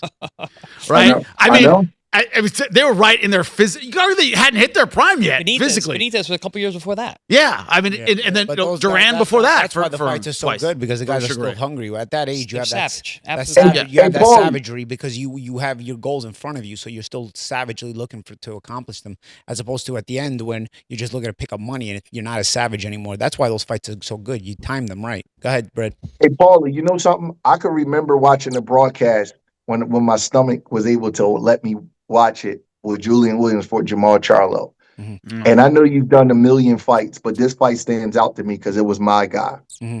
You said during the broadcast, you know what stands out to me? Mm-hmm. These two guys are 26 years old. They're going to fight harder. Mm-hmm. Yes. They have more inside of them. Yep. And that's why I always encourage young fighters, yep. take the fights in your physical prime, whether you win or lose. You'll feel better about yourself. There's a level of viciousness in you when you're younger. Yep. And the older you get, nobody wants to admit this or acknowledge this, but it leaves you. That's why you see those vicious fights in the 80s and the 90s with guys. Tito and Oscar were 26 when they fought, and it wasn't a great fight, but they were going for it. Because you still have not set your legacy yet. You're not fighting just for money. When guys have already set up their legacy, just fighting for money, it becomes a dance off. It's different. It's there's a savagery when your legacy's still in front of you, when you haven't yet accomplished your goals, and you're up against one another, and you know that that guy also is capable of accomplishing that same legacy, and you're like, yeah, you're on my way, let's do it. There's a savagery, there's a viciousness there. That's what makes the fight so good. That's why you time it so well, but you don't see that today that much anymore. That's why I also like last. Yeah, you don't see it that much. Look at Demetrius Andre. What a talent he was. Yeah. He didn't get a big step up fight till he was 35 or 36 years old. Everybody avoided him. Just look at him. He could have been a Hall of Fame level talent. They wait too long in this era. It's the worst thing you can do is wait too long. And Ennis and Ortiz, whoever is on their teams, both of those kids need to instruct them to get us the fights now so we can know what we got. You don't want to go in these fights 33, 34, 35 years old and you're damaged. You don't want to do that. It's the worst thing that you could possibly do, not for your bank account, but for your legacy and your body. Demetrius Andre was an undefeated 2-division champion, and we did not know what he was at 35 years old because of how long the process it takes in this era for a fighter to be a great fighter. I've never seen anything like it. A lot of politics. But this, it's very frustrating if you're a fan and you want to see these guys and you're like, Ennis and Ortiz. Ennis can box, but he's violent with his boxing. He's not a guy that's going to defuse you. He's a guy that's going to light you up. He's not a guy that's trying to neutralize you. His boxing is a little bit different. He's not from the Shakur Stevenson. Well, he has that savagery. He has that savagery still, Yeah.